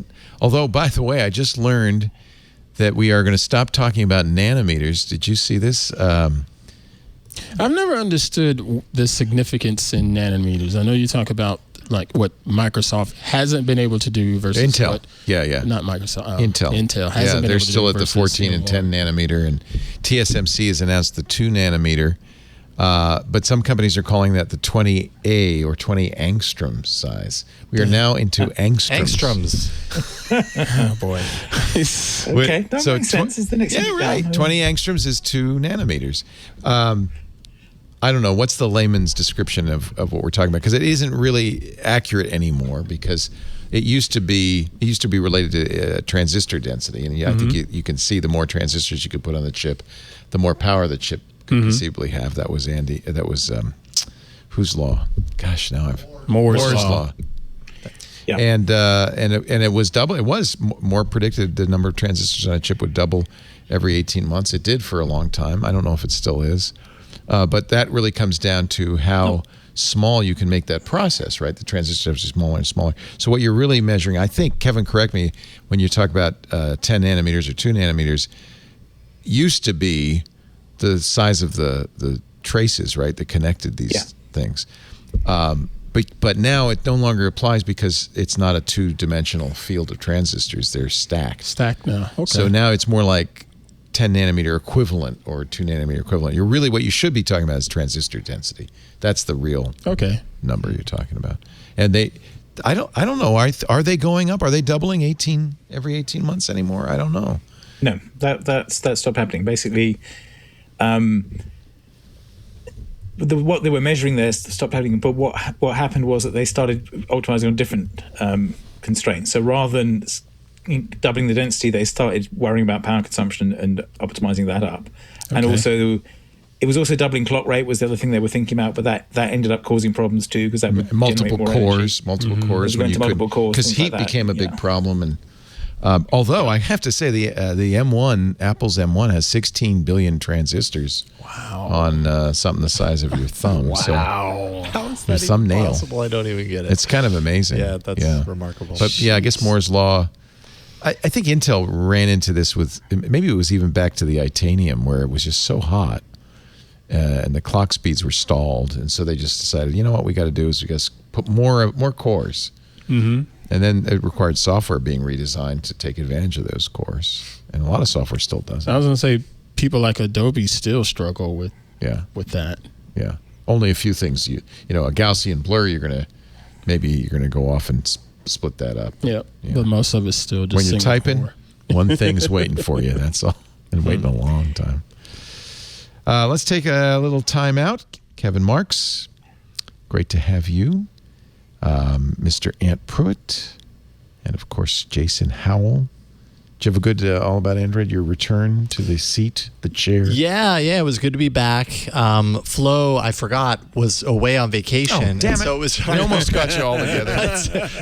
Next week it's going to happen. Yes, and we've got Russell Hawley joining us Oh, again. I love Russell. He's great. He's at CNET now. But yeah, it was great. Yeah. It was just me and Ron hanging out and had a blast. Always do. Love that show. And Berkeless too, right? And Berkeless. We have Victor back on the ones and twos. So, it's a good time. I have no idea what you guys are talking about. Mr. Burke was the TD for Was a he? while. Yeah, he was the TD during COVID. Now Victor's doing it. And Victor was before, and so he's back. During the lockdown, he was just Burke in here. So nice. we got to introduce everybody to Burke on that show. Oh. All right, on we go with the show. Blizzard. Oh, Blizzard. Oh, Blizzard. You see the latest? I haven't checked Twitter to see where everything is. So Blizzard's in a lot of trouble. Activision's in a lot of trouble because they're getting the employees have walked out. Big demonstration because of the hostile work environment, and now pictures are emerging of Blizzard's infamous Bill Cosby suite. Son of Oh no! Oh, I hadn't heard about that one. Oh boy! I think. Look, I understand. Game development may be a little bro culture-y, right?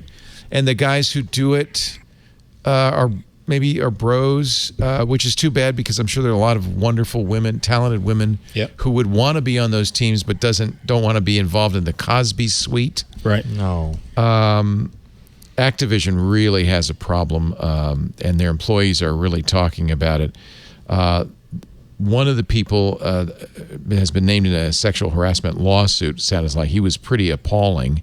The lawsuit calls it the Bill Crosby room, but I think that's just I don't think there is a Bill Crosby. I think it's a typo from a lawyer who doesn't know what he's talking about. But and Activision says, oh no, we called it the Crosby room because it was a conference room that the carpet reminded us of Bill Cosby's sweaters. This is not holding up. They also had Cosby suites at game conventions, BlizzCon. This is back in 2013. And of course, these are important. If you want to be hired by Activision, if you want to become part of the World of Warcraft team, or you just want to talk with these people.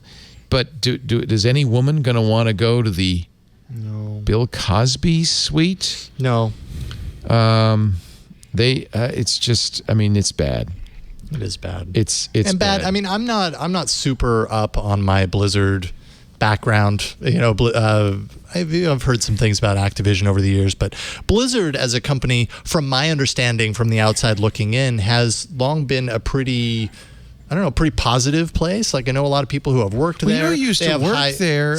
Scott Johnson. And then Patrick Beja. Patrick Beja used to work there. And I feel like the sentiment that I've heard about Blizzard from them in many years past has been pretty darn positive. That Blizzard is a pretty awesome company. I mean, it just goes to show, like, same story, different company. The stuff more and more as it should is being aired, and attention is being paid to this, as, like I said, as it should. Yeah.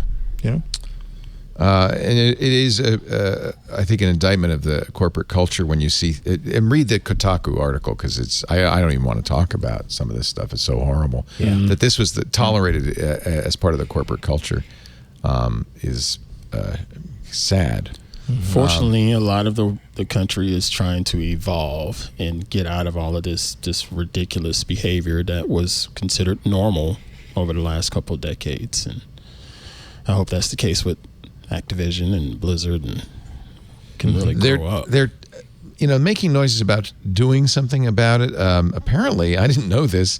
There's problems in Azeroth. There's some sexism in the actual World of Warcraft. I don't know exactly sexist comments or some of the places apparently in Azeroth are named after various people. I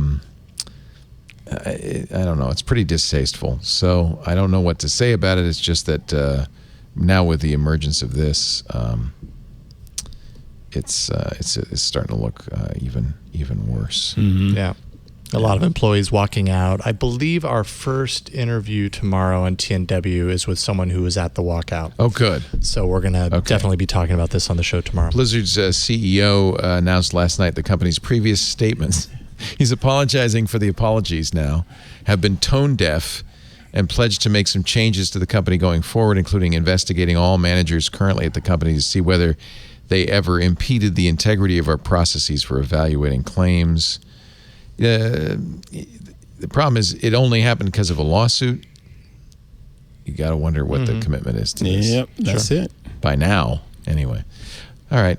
We don't normally report on that stuff, but it's such a big story. And when I read that Kotaku story, it was like, oh my. Yikes. Yeah. Oh my goodness. Facebook won in district court, but in a court filing today, attorneys general from 45 states, D.C. and Guam, say they will appeal last month's decision that threw out the suit against Facebook. Part of the problem was the judge says, you haven't defined monopoly. You ask us to assume that it's a monopoly. Oh. And they also was an issue with the time frame. The judge ruled the states had waited too long to challenge Facebook's acquisition in 2012 and 2014 of Instagram and WhatsApp, respectively.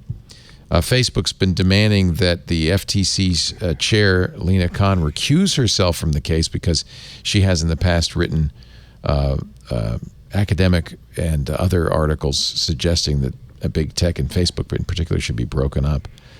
So there's going to be a lot more court going on and an appeal from the court said she should recuse herself. No, Facebook said she should recuse herself. All right. It's like, what? I don't know if that's going to happen. Facebook is going to limit the ads children can see after revelations that Australian alcohol companies have been buying ads for teens. Advertisers on Instagram, Facebook, and Messenger will no longer be able to market to under 18s based on their interests. I hear you like tequila. What are the interests? Facebook will impose more controls on the types of ads that children as young as 13 are exposed to on Instagram and other platforms. They'll stop advertisers marketing to teens under 18 based on their interests. Advertisers will only know age, gender, and location to target these ads. So these were targeted at teens who had in some way, shape, or form on these platforms signaled their interest in alcohol or whatever. Yeah, there was a group in Australia. Give me a beer. There was a group in Australia called Reset Australia that said we were able to buy ads targeted at kids aged 13 to 17 based on interests they had, including smoking, extreme weight loss, and gambling. That sounds like kids. Oh, boy. Quite frankly, that does sound like kids today. Yeah. Do you worry about what the hardheads see on ad-wise? I mean, not so much. Just got to educate them, right? Yeah, not so much. I hardly ever worry about them online anymore.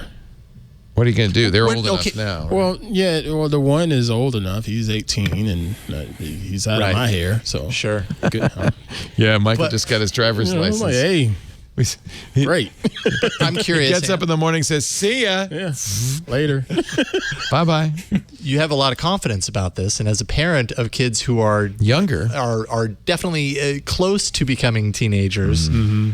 Like, where does that confidence come from? Like, what did you do early on for your kids that gives you that confidence now? That's the thing. I've been talking to them about this stuff for years, since they were little, trying to educate them on privacy and awareness of the room, awareness of when you're out and about, and just to be careful.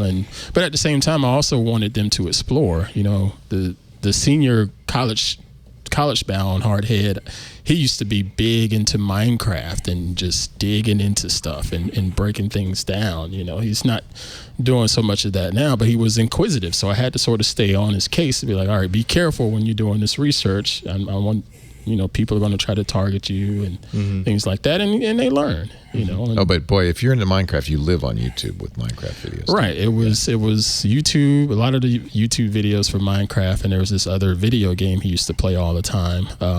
Five Nights at Freddy. Five Nights at Freddy's. Five Nights at Freddy's. Yeah, So Michael used to play that too. he would watch a lot of videos about that, and a lot of those videos were pretty questionable for his age. Yeah, there was a lot of swearing. You know, Because so- that's a game where you get scares. Yeah, And so then all there's but a jump lot of scares. Jump So- scares. yeah. A lot of years ago we were having these talks about, you know, be careful online and be careful what you click on. Michael will Things sit like watching he watches on his phone, which is a YouTube video. He's 18 also.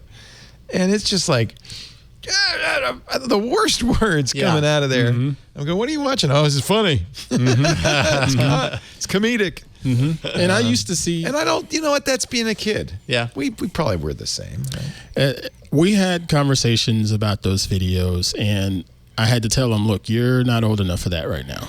You know? So we had to cut some things down. And even with their older brother, back when Grand Theft Auto was a big game, and he was just chomping at the bit to get it, and I wouldn't get it for a little while. And when I finally broke down to get it, however many years later, I warned him then. I said, look, I don't want you thinking this is reality. This is a video game. You're not going to go out here and start trying to rob people and thinking that's the real world and stuff like that. And he got it. Now, there was one instance of him being an idiot, and I had to take care of it. Yeah. It's like, no, it's not how life is, bro. If you only had one instance, then you've done a good job. I had more than a few myself. Yes, I did too. Yeah. Jeff Bezos is trying to buy a NASA contract. In April, NASA awarded Elon Musk's SpaceX with a $2.89 billion contract to build the next crewed lunar lander under its HLS Human Landing Systems program. Jeff doesn't like that because Blue Origin is a competing civilian space group. They did give a chance. NASA gave 10-month study contracts to Blue Origin, Dynetics, as well as SpaceX to work on lunar landers. They lost that contract.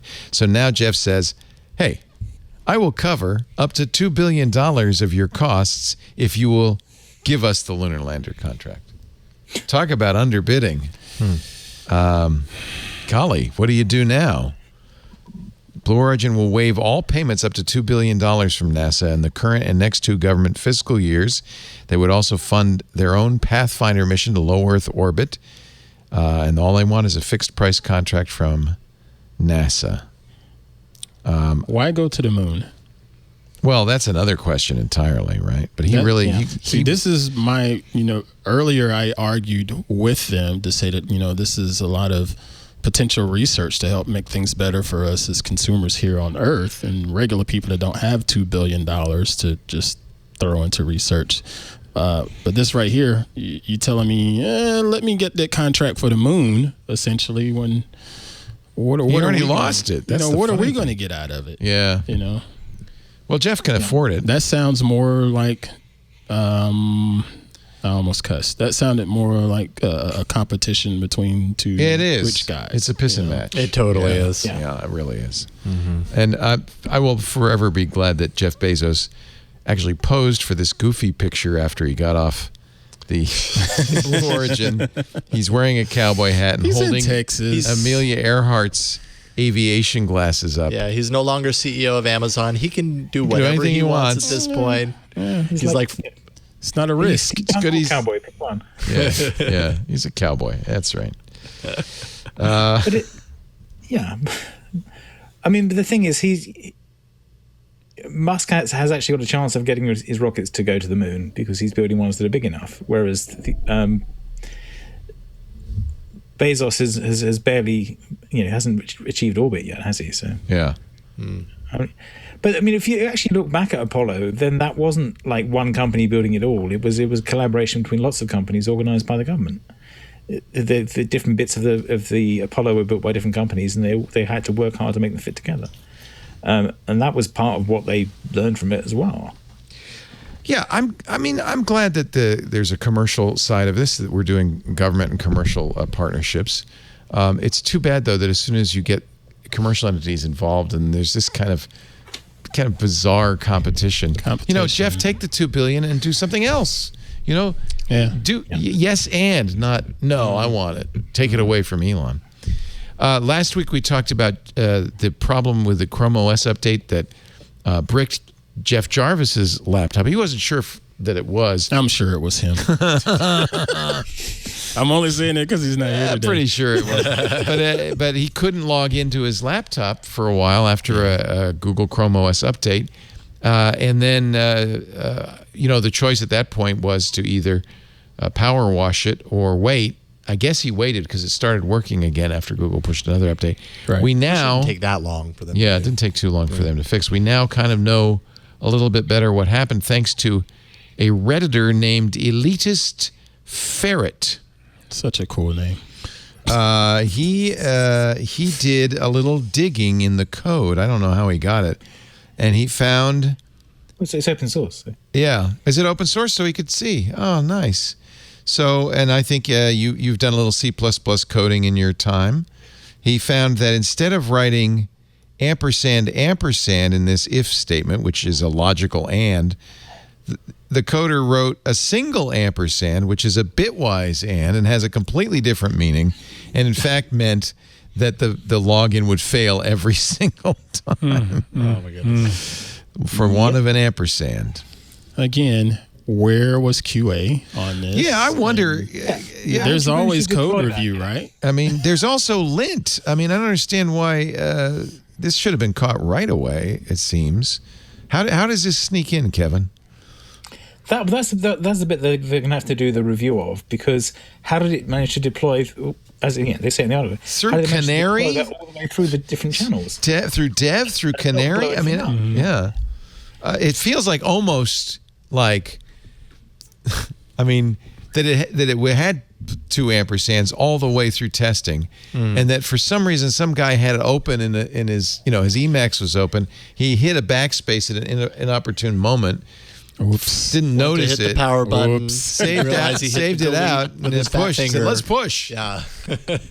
I mean, it feels like that's what happened. It's a Because why would you change that? Yeah, I mean, it's the kind of typo you make. Yes. Oh, it's easily. I mean, I'm sure this happened to everybody. I mean, this is a very. It's like equals. I'm sure it's happened, but again, it's like a single equal versus double equals. Exactly. Right. Yeah. It's more like double versus triple, but yeah. Triple, single, double, triple, whatever. There's no triple ampersand, is there? Heck, you lose me at semicolons that's not supposed to be there and are supposed to be there. So yeah, I'm done. Anyway, good catch, Elitist Ferret. He found the offending ampersand. Indeed. Yeah. That's actually pretty cool. But yeah, I mean, the real question is, how did that make it through deployment and they not notice? They've got to look at that. It died if you did a certain kind of reboot, and they had never done a reboot. Was it one of those kinds? Could be that. Yeah, I mean, it was only if you had to log in, and then it would check the password store, and if it was in the password store matched, it would pass you through. But because there was no logical and, it just never got through. Oh, and maybe they were using some other login thing. Maybe they were using fingerprint or the Android phone pairing. But that would have to be a lot of people, I would think. But maybe everybody at Google, that's... You're still asking the same question I asked. Yeah, how to get through. The question is still, how did it get through QA is the right question. Here's the question. It's in Italian, but the question is... What's the password? This was during... This was... I love it. I'll turn it down a little bit. This was during the Olympics, the women's volleyball. Italian announcer on the Italian network asking, I got to go back a little bit. He thought he'd turn off the microphone. He's doing the announcing. Ok, ma tu sai la password di sto computer di sta cabina? Now he's saying, what's the password to this computer? He thinks his mic is off. La password è boot 3. Pippo invece... The guy's saying what the password is. Oh boy. Booth.03. Chiamarla Pippo una password era troppo difficile. Pippo, Pluto e Topolino. He says, why don't you call it Topo Gigio or Topolino? Why is the password so easy? Well, it's even easier if you watch TV. A little embarrassing, but not a major security breach. You'd have to actually get to the booth to Yes, log into exactly. that. Not everybody has Log access into to that that booth, laptop. especially at this year's Olympics. When Actually, hardly anyone's let in. Yeah. In a way, though, we now know the password scheme for all the computers in all the booths. That's true. The infamous number after the word. And I learned from listening to this a lovely new Italian saying, "La porca miseria," which means, what the hell? Yes. Man, Italian sounds so cool. La porca miseria. Isn't that a good? It means that miserable pig. Literally.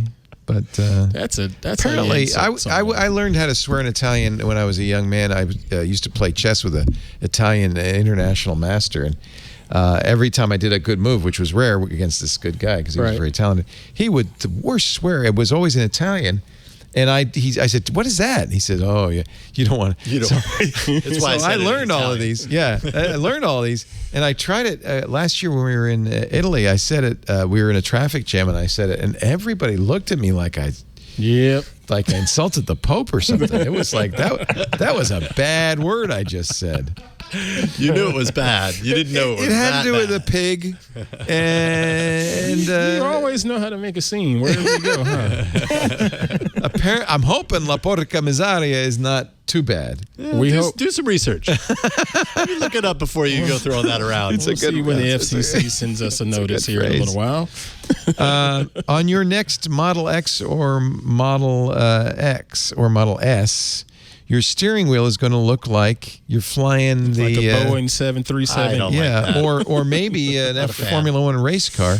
Elon Musk has now confirmed with a simple one-word tweet, "No," that I love that. that no other steering wheel will be offered on new models of the Model S or X. This first made its appearance on the Plaid. The problem with the yoke steering wheel is you can't steer your hand over hand. Yeah, that's a big problem. It's kind of dangerous. At low feels speed, dangerous. this is not the best steering wheel ever. Again, how did this get approved? Yeah. How did that get? Well, because Elon said, "Oh, that's cool. We're going to do that." like jets. Like jets. Like they do with the jets. The problem is that the Tesla's, like every other vehicle, has a normal 14:1 steering ratio. Yeah. So if you were in an F1 where, a little turn of the steering wheel turns the wheel more, that a better ratio, that would be okay. Yep. But you still have to turn the wheel like this. Yeah. Anyway, I can't wait to watch somebody try Unless to there's an update coming to Plaid. Hey, tiramisu, hey? Did you talk about that last night? Yeah, there's really not a whole lot to discuss there other than the fact that an AOSP commit seemed to out tiramisu as the would-be dessert name for Android 13. They didn't do a dessert last time, right? Or when? They did. They're still doing desserts, but it's behind-the-scenes desserts. It's not, they're not telling everybody. Because they don't "Hey, make they don't do the statues in the Google Plex or anything. What anymore. was it? So it was S. Why am I blanking What was suddenly? S? Quince Tart was Q. Q. That was Then there was the one. red velvet cake. R Q R. S was snow cone. Snow cone. That's what it was? See, it's so behind the scenes that it's even hard. It's difficult to even remember. That's how you test statues somebody need if a they're cleanup. they're a real Android fan if they can go through all the versions. Not me. I know. I don't know A, B, C, D. Cupcake, donut, eclair. There's eclair. Frozen F, yogurt. Froyo. G, gingerbread. gingerbread. H, Honeycomb. honeycomb. Ice cream sandwich. J, Jelly jelly bean. bean. K, K, Kit Kat. Kit Kat. L, lollipop. Lollipop. M, marshmallow. N, Kit Kat. nougat. No, nougat. O, Oreo. P. Oreo was good because you guys had That was every week funny. I'd come in on a Wednesday morning. There'd be Oreos left over from All About Yeah. Android. Different flavors. All Yes, the I time. haven't bought an Oreo since. And Jason was sick. O was Oreo. And then O. P. What's P? Was it? It was just pie, right? Pie. Yeah, pie. Pie. Q. Quince Tart. We've Quince done. Tart are. You should be the host of a show about Android. Right. You know all. Let me think about that. I'll was very propose good. an idea for a show for you. There was no A, right? There was no B. C was the first one. Cupcake. The G1 was Yeah, a cup, well, I was wonder if Cupcake. A and B had something Alpha behind and the beta. scenes. I wonder. Yeah. Oh, well, yeah, that's probably it. Alpha, beta, and then they were like, wait a minute, instead of these, Can't why keep- don't we do desserts? Yeah, let's go Cupcake on the next one. Yeah. When we were at Apple on QuickTime, we named our releases after drinks, so that when we launched them, we'd have a There you go. that drink at the party, which was That's how you You'd do have it. so yeah. Well, you'd have tell something us, to what drink. were they alphabetical drinks? No, they were just like drinks we decided would be a good thing to drink after a while. Like what? We had a release that's called Black Velvet because we thought that was a good cocktail, and we had Old fashions. then we had a Canadian PM who decided that he would call it Clamato. Nobody wanted to work. Oh, God, that's disgusting. No. Nope. Fired. You're out of That's a there. good point here. Does anybody remember Clamato? Do they still make that? That was a tomato juice with clam flavor. They still do. You get a They drink. still make it, especially in Canada. Yeah. They still do. It reminds me of, and this is an old story, but I love it, the Mystery Soda Machine of Seattle. What is this? Yes, What? Do you remember this? I saw this. Yeah. Yeah, so it's in front of a locksmith, or was in front of a locksmith shop in Seattle. It was a normal Coke machine, except that there were two buttons named Mystery, and then all the buttons were named Mystery, and it would dispense mysterious cans of long disappeared or strange international sodas, like maybe Clamato juice might have been in there. Oh man, I'd want a refund. Yeah. Yeah. No, because you'd go and you'd press the button You had to just press mystery just to because get you'd want to those. see. There's a list on Wikipedia. Mountain Dew Whiteout, Wow. raspberry flavored Nestea Brisk, a Hawaiian Punch, a I'm grape fine with Fanta, Brisk. vanilla Cokes, black cherry Frescas, Vanilla sun-kissed Coke. cherry limeade. The locksmith claims he knew nothing about it, but at one point the machine had to be moved for sidewalk repairs and never came back. Although there was a sign placed on its Facebook page stating, "Going for a walk, need to find myself, maybe take a shower even." Oh, wow. I mean, it did look like a dirty vending That thing machine. was old. So That thing was old. It's kind of beat up. I applaud that it's aware. Of I its- encourage anyone who has access to a soda machine and wants to play that game to have some fun and create some mystery buttons. We should do that here, John. We should have a soda machine. Kids don't know what soda machines are, though. What? Do you? I don't see any of these. Oh, yeah, I see. In fact, when we got home from our vacation, we were getting our bags, and there's a very modern soda machine that you are expected, I think, to use your watch or your phone to pay. And there was I felt so bad for her, a little old lady standing there. And she said, "Can you help me? I don't understand how this works." Right. Because there was no prices or anything on the sodas. She said, "I just Yeah. want a bottle of fancy water." one that mixes it. Yeah. Yeah, well, no, it wasn't the mixer. It was just like a regular vending machine. Although it was one with the arm that goes. But she said, "I just want a bottle of water. How much? What do I do? How much money do I put in?" Oh, boy. And I had to explain, well, you enter the code for the bottle, and then it'll tell you how much it costs. And then if you have a watch or a phone, you tap it. Otherwise, good luck. Otherwise, find a fountain. Find a water fountain. walking. Wow. Oh, so, yeah, they're still around. We should I get haven't that seen one them that look mixes like it. that, though. No, I know. That was pretty old. Yeah, that was a long time ago. Hey, why don't we play the drums? Because I think this would be a good time to do Woohoo. the Google changelog. The Google changelog. Some big changes coming along in the Googleverse. This is posted in the privacysandbox.com website, the timeline. So this is actually interesting. Remember, Google said at one point we're going to kill third-party cookies, and then recently said, maybe we should put that one off. Or they announced Flock. They have a variety of privacy initiatives, but maybe you've been a little confused by the moving targets. So now they've posted this. So there's discussion, testing, ready for adoption, transition period stage 1, transition period stage 2, and it goes all the way out to Q3 2023. So now you can see where we stand. Third-party cookies transitioning out of Chrome over a 3-month period, finishing late 2023. See? So that's the Now you timetable know. we're looking Someone should take Now a you know. screenshot of that and More than come 2 back years. in another quarter and Yeah. see if that Yeah. screenshot moves. Trust, they have a lot of initiatives. Trust tokens, API, Flock, Fledge, core attribution. They're doing a lot of stuff. We had a great, oh man, this was so interesting, discussion on Security Now yesterday about Google's attempt to fix phishing websites, to identify them. And the problem is they have a database of phishing sites, but they want to let you know, if you've seen this warning, you get the big red warning that says, don't go any farther. This Oh, site yeah. is fraudulent. The issue is they want to do this on device, and they want to do it. So that means it's, they're going to have to do something about, you can't put all the images of the website. You got to have some way to fingerprint it. And so they came up with a very clever way to fingerprint phishing sites. They hash the colors on the page, and that hash database is small enough they could actually transmit it to Chrome in Chrome. Mm-hmm.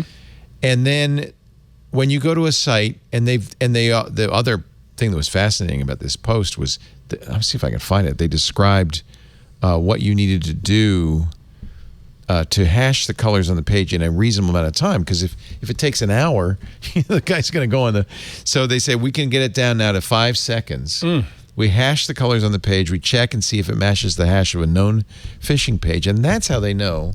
Nice. In Chrome, I think that's really interesting. Let me see. Trying to beat the bad guys before they can come up with a strategy to change the. And it's an colors and interesting computer science problem, because how do you do this fast? This comes out in M92. The title of the piece is "The Fast and the Curious," and they describe how they'll go through the colors on the page and hash them, so that it'll give you this deceptive site ahead, and how they were able to make it faster and faster. It's really, if you're interested in kind of computer science algorithms and solving kind of interesting problems, this is a great piece. It's in the Chromium blog. They say, starting with M92, Chrome now executes image-based phishing classification 50 times faster at the 50th percentile, 2.5 times faster at the 99th percentile. So on average, users will get their classification results after 100 milliseconds, a tenth That's of a pretty second fast. instead of 1.8 seconds. So that's good. Yeah, you want to know immediately. Yeah. You don't want to spend some time browsing around. So good job. That's the kind of stuff, to me, that's really really interesting. Yeah, it is. Google Drive will let you now. This is something they've needed to do for a long time. People can harass you by sharing documents to your Google Drive, right? Google Drive, Apparently, over the next couple of weeks, will let you block other users. Say, stop sharing with me, Lily McDonald at inc-42.com. Oh, such a suspicious place to send an email from. Man, I've had this happen. I used to be a problem. There's a setting in Google Calendar where people could put calendar events on. Oh, their yeah, that's right. calendar. Remember that? Yep, I do remember that. That was Yeah, terrible. it's like, wait a minute, what's going on with my Time calendar? to buy Let's put that in another there. another Yeah, Instagram product. So this was announced in May, but it's going to be rolling out over a period of time. So good on Google. Maybe you saw the Google Drive security update message. Yep. Yeah, I did. A security update will be applied to Drive. You might have gotten this in your email. This is Ron again, Ron Amadio, writing in Ars Technica. He says, a whole bunch of us got this blasted with this last night, July 27th. If you visit drive.google.com, you'll see this message. On September 13th, a security update will be applied to some of your files. You'll even see, well, I'm going to see this. Are you getting this? I've seen it. Did. Yes. I can pull it up here. Google's changing the way content sharing works on Drive. Drive files, oh yeah, look at that. It's right at the top. Have 2 sharing options. I should see if, let's go to my Drive. Let me just see. I don't have, refresh. See, no. Nope. Apparently, they're not going to do it to me, but it's rolling out. They're going to do it to you, though, Ann. Leo Laporte. You need it. 0. There's 2 sharing options: a single person allow list, where you share a Google Doc with specific accounts. I use that all the time. Yep, I do too. That's what we do, right? Yep. And a get link option, where you get a generated link, which you can then paste into a message. I do that a lot too. Yeah. Yeah. I do both. It's part of being a producer. Yeah. Yeah. The get link isn't actually private, right? If somebody could guess it, it's just an unguessable random, Yeah, it's just super random long. link. Yeah, probably not going to be guessed, Yeah. but I suppose so. It turns out, surprise, the links are actually guessable. Now I got to check that out. Now there's probably a tool that someone created or figured out to follow the scheme. This is an article describing this from Varonis.com, a security site. So Google responds. Let's see, by doing this update. It's also, by the way, that's the same thing with the YouTube links. When you get you can have an unlisted YouTube. I use that all the time. I'll put something on YouTube, but I won't list it, right? So that it's quote private, but it's not. And if it's guessable, it's really not private, right?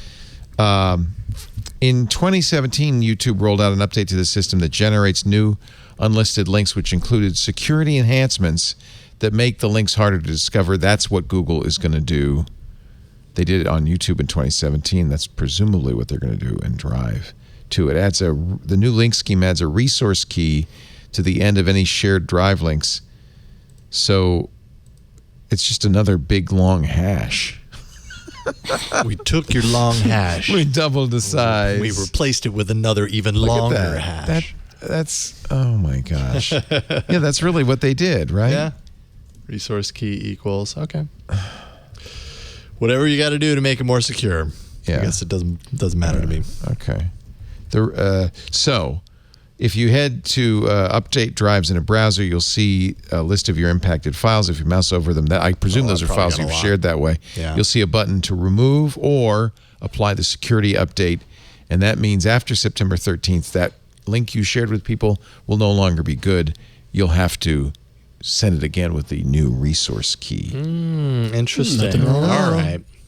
Apparently, I haven't done that. Maybe that's why I I'm not have. getting that. You must have, yeah. I have. There's a couple that I just on my personal drive that were just. It's easy for me to share it to them with a link versus trying to send the whole file and stuff like that. Yep. You remember that great technology Google showed off at Google I/O about 18 years ago? Duplex? How long ago was that? It was 2 years. Oh yeah. It was probably 2 or 3 years It ago. was I would 3 guess. Google I/Os ago. Yeah, three IOs ago. Hey, you're now going to be using it for fast checkout. So, page. hi, Okay. can I help you quickly check out? I don't know. Are you going to say yes? I don't know. So This is probably working with select sites Yeah. on the processing, the 9 order to 5 processing. Google has a picture of hottopic.com. Oh, okay. Well, then I'll definitely use That's it. where I get all of my crop tops. Oh, Hot Topic got Short some shorts. cool T-shirts in there. I give them that. Hi, can I help you quickly check out? And then there'll be a button that says fast checkout. You'll have to you'll have the option to disable it entirely, or skip it just for that purchase, or do fast checkout. You'll have to agree to Google Assistant in Chrome and the Google fast checkout in a few taps capability. Then it'll show you your contact info, payment method, and shipping address. Is this it? Is this right? Is this where you want to go? Huh? And then you say, yeah. So it's going to walk you through the checkout. So it's like Is that faster? Well, really? yeah, that's what I'm wondering. Is it just an autofill assisted by, assistant?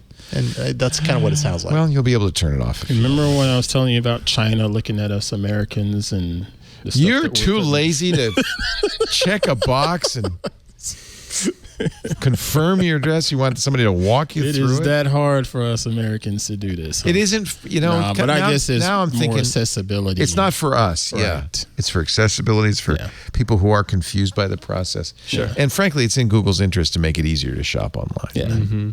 New unified backup system, backup by Google One.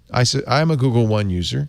But you don't need Google One in order, even though this is one of those situations where Google names something, and it makes it seem like it's one thing, but it's actually something else. From what 9 to 5 Google says here, you don't have to be a Google One subscriber to benefit from this.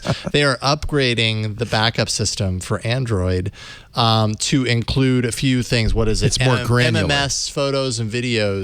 Hallelujah. Along with nice. Yeah. So you'll have in your backup settings on Android now. Is this Android 12 only, or is it going to? No, I think it's 8 and up. Oh, nice. And I don't know. I think they're going to, be bringing this into settings. Or I don't know if there's a companion app or how exactly that's going to go. But everybody's going to have a more comprehensive backup for when you're restoring your phone from their cloud backup. The one thing that's missing from here, which I still am very curious about, is RCS. I mentioned this last night on the show.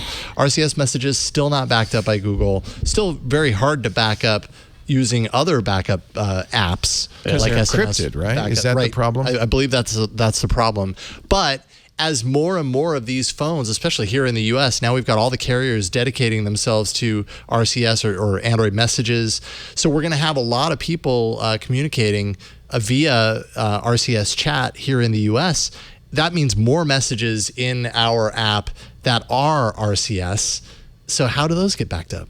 And I don't know, because people are going to want those backed up because there's going to be a lot more of them. I mean, even if it's encrypted, it's just a blob. There's some sort of RCS data store. Can't you just take that blob and copy it? Why not? I wonder what the issue is. I have no idea. It might be. Okay, I have a thought.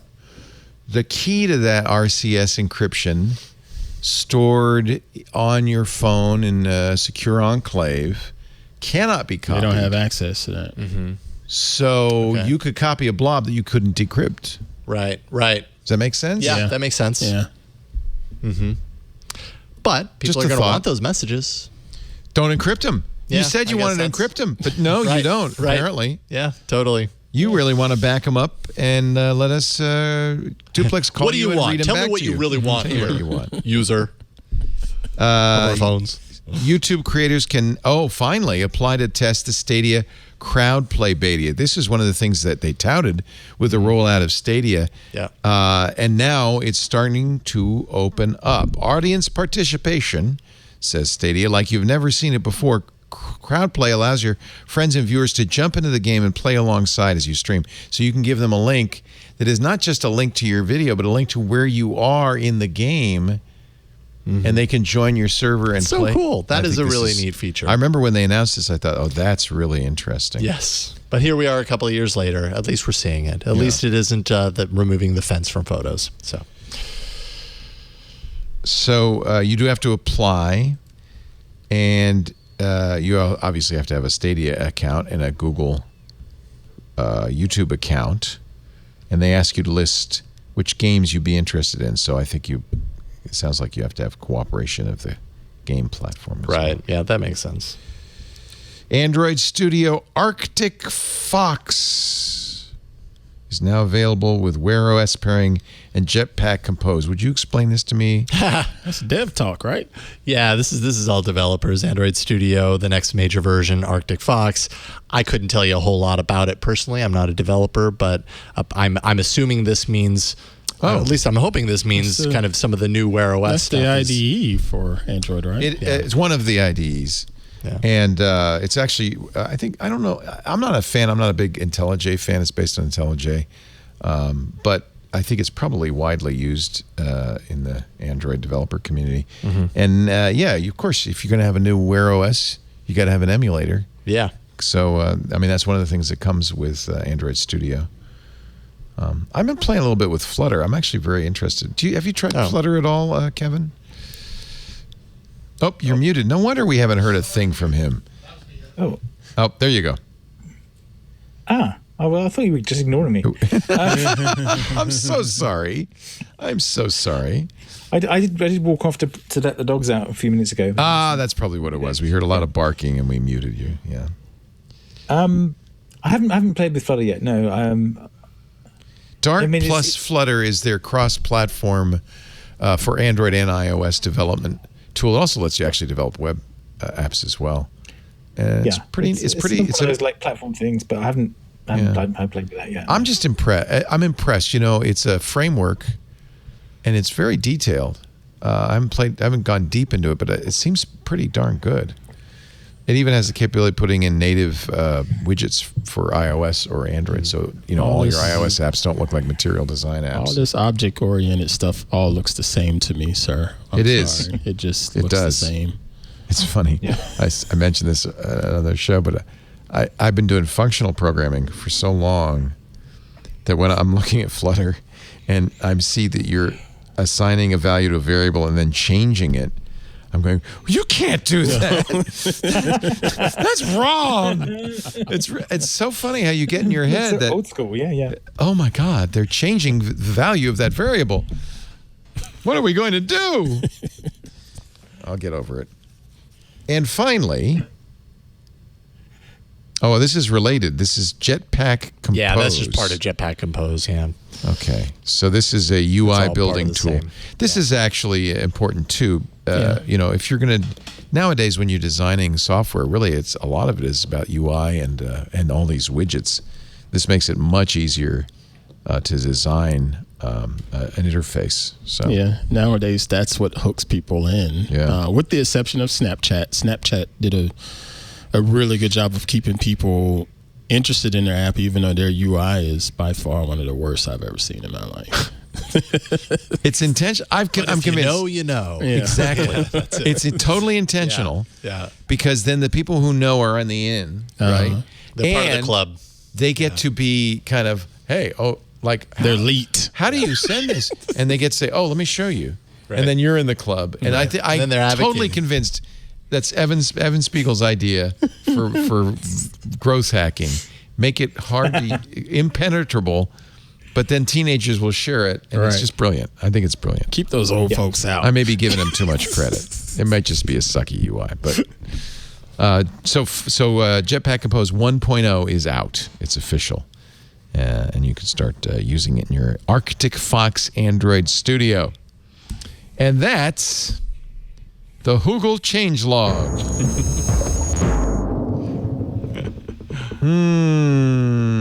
Let's see. Anything else to talk about? Jason, I'm sorry. I just dumped a whole bunch of articles on you this morning. Jason has to try to whip them into some sort of sense. This is nothing new, Leo. This is just how it goes. I'm used to it. This is Wednesday. I base my schedule around this. And then I come in and try to figure out what the hell I did. This is Wednesday. Yeah. Twitter is, I'm sad actually, has hired away the team behind it. I thought a really cool news app. The idea was we will give you 5 stories. It's all you need. It was called Brief. And now they've added to their portfolio. They bought Nuzzle and killed it. I don't know what's going to happen to Brief. I still miss Nuzzle. I thought Nuzzle was great. I liked Brief. Yeah. So I'm a little sad. TechCrunch is calling this an acqui-hire, which is usually bad news. There weren't very many of them. The startup Brief was from former Google engineers. It was a subscription-based news summary app that some have likened to the old-fashioned newspaper, where you'll actually get to the end. Unlike the internet, you can actually get to the end of today's news stories. Yeah, I liked Brief a lot, so I hope Twitter does something good with it. They are piloting a shopping section. I haven't seen it yet for brands. If you're using Twitter on iOS, you might see the new shop module. This is just one more way Twitter's trying to figure out how the hell do we make money on this thing. That's right. The nice thing is that Twitter is doing all this stuff in the app, which means I can ignore them because I use the web version. Right. They show them up, they get canned, and then I don't ever have to worry about them. They are showing some good revenue growth, so maybe Twitter has figured it out. Here's a disappointing one, and I'm sure you'll, Kevin, be as disappointed as I am. Twitter revealed how many people use two-factor on Twitter, and it's a stunningly low 2.3%. Wow. That's an increase of 9% over last year. So, and of the people who use two-factor, of which, again, it's only 2.3%, Use two-factor, folks. Please protect your Twitter. Protect everything. It's too Use much. two-factor, right? But I do, but that's too much for normal. Most people, yeah. It's too much of an Most people effort. don't. Yeah, they don't make the connection of what the true value proposition is of Until that it's time too that they late. spend, because it is inconvenient, and it takes dedication to Until get it's beyond too the late. inconvenience and get to a point to where it's just like second nature. You know what I Of mean? the 23 Wow. people in the 1,000 on Twitter that use two-factor, 80%, which is, what is that? That's like 18 or 19 of them use SMS, which is insecure. Even worse. That's no good. Wait a minute, I don't understand this. I guess you can have more than one way of doing it enabled. So 80% have SMS enabled. I did disable SMS. That was only recently added to Twitter because after Jack Dorsey got hacked, they disabled SMS. They fixed it, right. Oh, so they have a feature. You had to enable SMS toggle. first before we could use the other ones. Yeah, and then they now let you turn it off. But for a while you couldn't. Well, for ages you had to have SMS. Now you can just use an authentication app. About a third of users do that, and only 0.5% use a security key. So We use a password Not surprised about manager, that. and every now and then someone in the family needs the Amazon password, and I just tell them go into LastPass and boom, do your thing.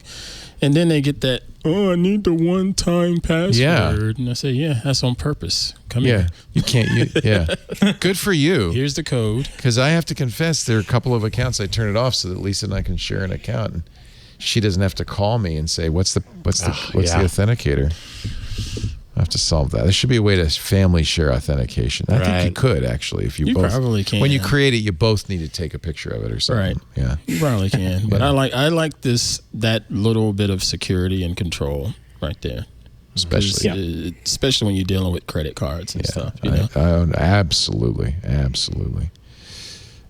It's funny. There's so many forces trying to make you be insecure, like the fact that you have to enter the password on a TV using a remote that was designed to Oh, just yeah. turn the volume Worse, down. right. Yes. God, yeah. So my Amazon password is shorter than it should be because I got tired of. Yeah. I gotta do this Here we go again. Yeah. 5 minutes of maneuvering with a remote. All right, prepare yourself, fellas. We are going to go to the picks of the week in just a little bit. Once again, Jeff has the week off. He's traveling. Stacy, a little under the weather. She took the week off. Jason Howell's here. Aunt Pruitt didn't get sick. Thank you, sir. And we're thrilled to have, of course, as always, Kevin Marks join us. A good panel today. It was really fun to have. This has been nice. All three of you. I hope you enjoy what we do here on all of our shows, not just Twig, but all of our shows. And I invite you, if you want to show your appreciation, support it, help us grow, help us do new things, to join Club Twit. Club Twit is a mere $7 a month, less than a couple of Starbucks. Actually, depends if what you get. It's less than a double calf, half calf frappuccino with a twist. And what do you get? You get Twit Plus feed, which is stuff that doesn't normally make it to the show. I have a feeling the pre-show today will be a Twit Plus feed. We had some fun. You also get access to our Discord, which is a great way to chat and participate with all of our fun community. I think the thing that's cool about the Discord is it's such a great community of people. It is. And as a result, the conversations are just fantastic. They're so fast with their animated GIFs. They love the animated GIFs. They're pretty prolific. Yep. And you also get, and some people will say this is the most valuable thing, some people won't, a ad-free version of all of our shows, both audio and video, with a feed that's just yours, all yours. We accidentally left an ad in on Sunday. I mean, it's bound to happen once. I was, I mean, no problem. Yeah, But yeah. I was so pleased to see a couple of people said, "Oh, it's so great to hear it." It Yeah, was like I know. It's like the old days. So, Actually, I think I'm going to listen to the ad. What's this? An ad read? an ad read. Anyway, Club Twit is a lot of fun. I invite you to join. It really is. I think it's a great thing, and it sure does help us. It's really made a big difference during COVID. Twit.tv/club twit, and thank you so much for your support. Are you ready to do some picks of the week? Let's start with you, Jason. You never get to do a pick of the week on the show. You're sitting there watching, thinking, why don't they mention? Well, if I had a pick of the week this week, this is what I would do. Yeah. Meanwhile, this was one of those weeks where I was like, what am I going to do with my pick of the week? I know. It did not come very easy to me. I know. So I'm going with something that is just kind of top of mind. I did talk about this a little bit last night on All About Android, but I've kind of enjoyed this because I never really thought about. So I have YouTube Music. Was gone for about a week and a half, traveling through Oregon. Did a road trip through some places in Oregon. Went camping, and I knew I was going to be going to this campground that had no internet. I was pretty certain that it wouldn't have any internet connectivity, but we like to listen to music, and I didn't want to spend all night like creating a curated playlist on my YouTube Music account. And I don't know why it never occurred to me, and it's probably something that's occurred to everybody except for me up until this trip. But in YouTube Music, you have a Your Likes playlist, which is basically any songs that over the years you've possibly given a thumbs up to. It just throws those all into a single playlist. And I marked that playlist as a download. So download this playlist to the device. It was somewhere around 650 songs. Over the years, I've liked 650 songs apparently. So it takes up a little bit of space. But it was actually a really awesome experience because I never knew that it existed, first of all. And once I started actually listening to this playlist, it's like I got to rediscover all this music that over the past 10 years I've liked in one way or another and then forgotten about. And it's just been a really cool experience, like reminding myself of this music that I've kind of been missing. I was like, oh yeah, that's right. That is a great song. I look at this and I think, it's all over the place. Who the hell had my YouTube account? So do you have your YouTube Music account set up to you also don't have very many likes there, but to import in likes from YouTube proper? Because there is a setting where you can shut that off. Oh, shut that off. You can deactivate that because if you like anything that's potentially even remotely music related on YouTube proper, it will then add it to the then list. Bring it in. You end up with the weirdest stuff. As I a have result. both the short and the long version of the Sugar Hill Gang Rapper's Delight. Beautiful. I don't know what the hell. All right. I never even heard of some of this. Bill Biv DeVoe's Do Me. Do Me. That's a classic 90s. Bill I must have been either listening to it and fell asleep and hit the like button. Wow. Or I don't know what. Yeah, who knows? It's just a weird collection. Although Blurred lines. I want to thank you because this was a song that I liked years ago, and I could not remember. Lisa's been saying, well, it's African electronic music. I don't think Francis Bebe is gonna go after me for this. I couldn't, for the life of me, trying to remember this song. Oh, okay. Oh, well, wow. there you go. You just did me a real solid. Thanks. There you go. There you go. Well, keep in mind what you're seeing here. I'm going to get to know Bill Bev DeVoe's. Bill Biv DeVoe. Well, Bill Bev. My name is Bill Bev DeVoe. All this information came from Google Play Music prior to YouTube Music. So nice. It's probably about 10 years old, potentially. Oh, yeah. I didn't have YouTube Music at the time. Right, yeah. Right. But I have to, at some point, I really have to cut back. I have subscriptions for all of them. And I rarely use YouTube Music. But, what I do want is the YouTube Premium. And the music comes with that. It's hard to have that and then go away. I don't want to ever see an ad on YouTube ever again. No, neither do I. Yeah, I still have premium. We tried Spotify. When they forced everyone into YouTube Music, I was like, no, that's it. I'm done. Let's just do Spotify. Everybody's on Spotify. And there was the ads on YouTube thing. Basically when I told YouTube Music that I was done, they gave me 30 days. They give you 30 days to change your mind. So I was really happy to have that because the thought of having YouTube with ads at a certain point, I was like, well, you know what? That's worth it because I use YouTube a lot. Our family uses YouTube a lot. That's why that's I worth keep it. And B, what was so annoying for me, and I've talked about it plenty of times on All About Android, is that we've got Google Homes all throughout our house. And we've got, our kids who want to listen to music and everything like that.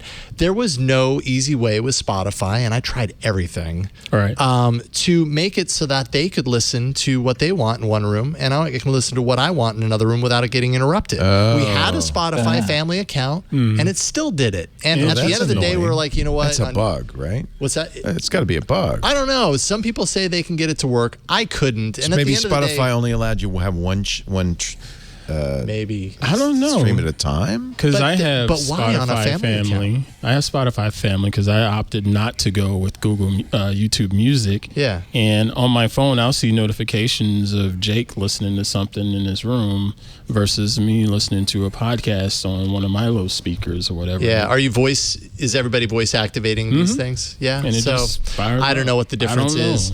All I know is I wrestled with it, and it kept being just like this contentious thing in the house, like, you interrupted my music again, or whatever. Yeah. So finally I was like, you know what doesn't do that? YouTube What? Music. Yeah. So I'm going to go back to makes YouTube sense. Music. It And makes it just made sense. sense. So I still have YouTube Premium because I didn't want to see the ads because I watch, as I've said before, There's so many ads. much stuff on There's YouTube. so many ads. And it's worth It's it. unwatchable. And every They- time the stupid credit card needs to be updated or whatever, I hear about it. Trust me, because apparently everybody else in the house watches At least YouTube that. as much as I do.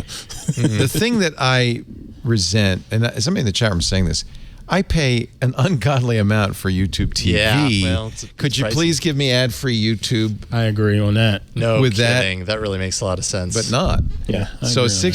$65. I do have to say, my pick of the week is at least for the Olympics.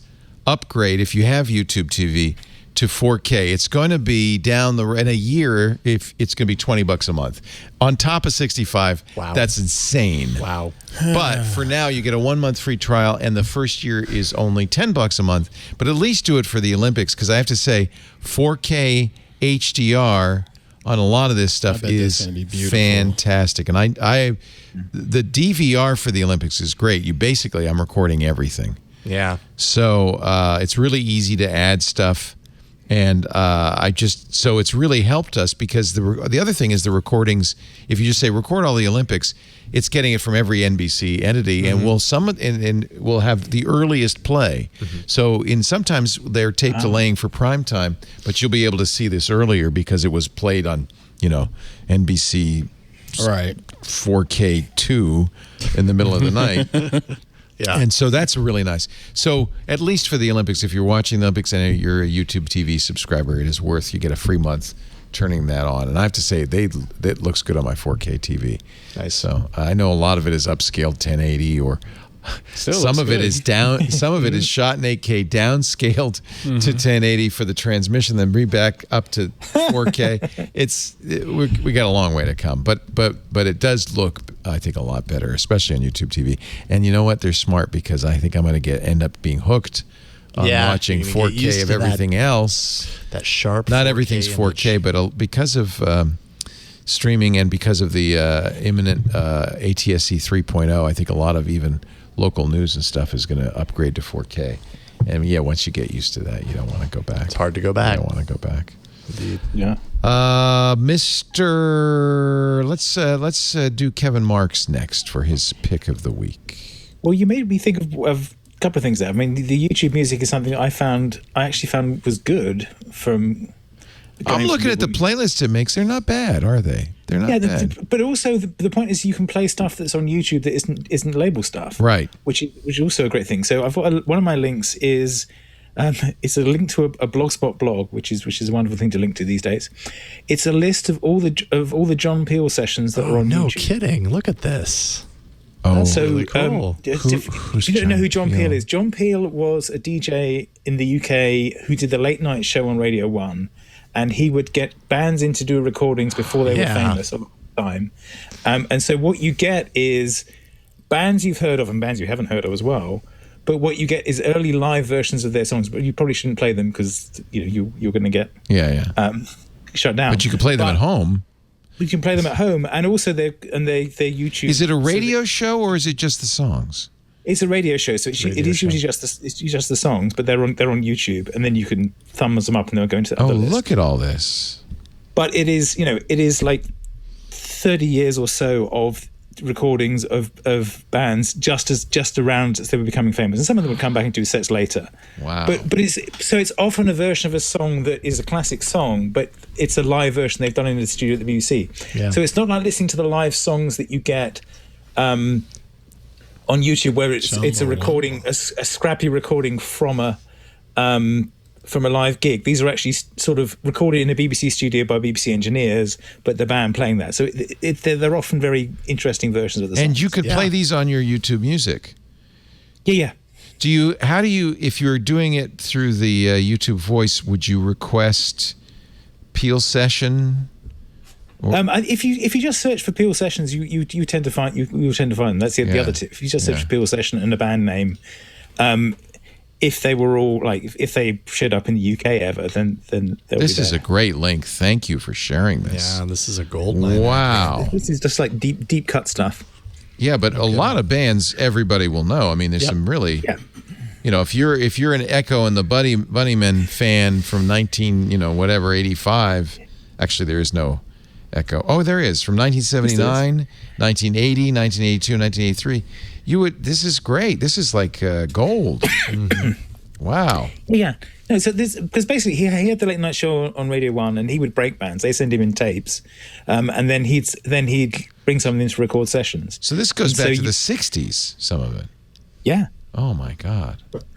Oh, there's like amazing. Early Pink Floyd playing live and stuff. I would love to hear interviews too, though. I wish it's not just the music. I would love to hear the interviews. Yeah, I'm not sure he actually did interviews. It's just like play it.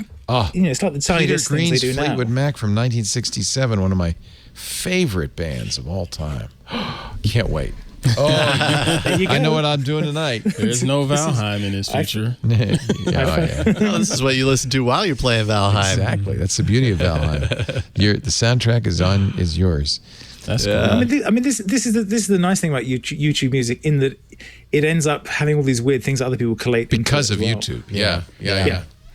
Because there's the other one that I like is there's a version of the Pink Floyd "Wish You Were Here" that they recorded with Stefan Grappelli on violin. Oh wow! He happened to be in the next studio. Wow! There's lots of random stuff on YouTube once you start poking around the edges of it. Mm-hmm. Oh, for sure. Ah, nice.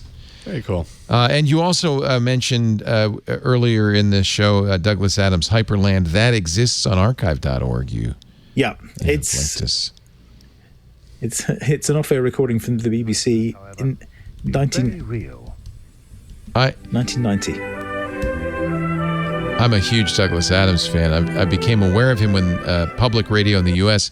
rebroadcast the original BBC Hitchhiker's Guide, and it was the best radio I'd ever heard in my life. And that made me a fan prior to the books and the movies and all that. Hyperland. Wow, look. There's Mac Portable. There's a Mac Portable.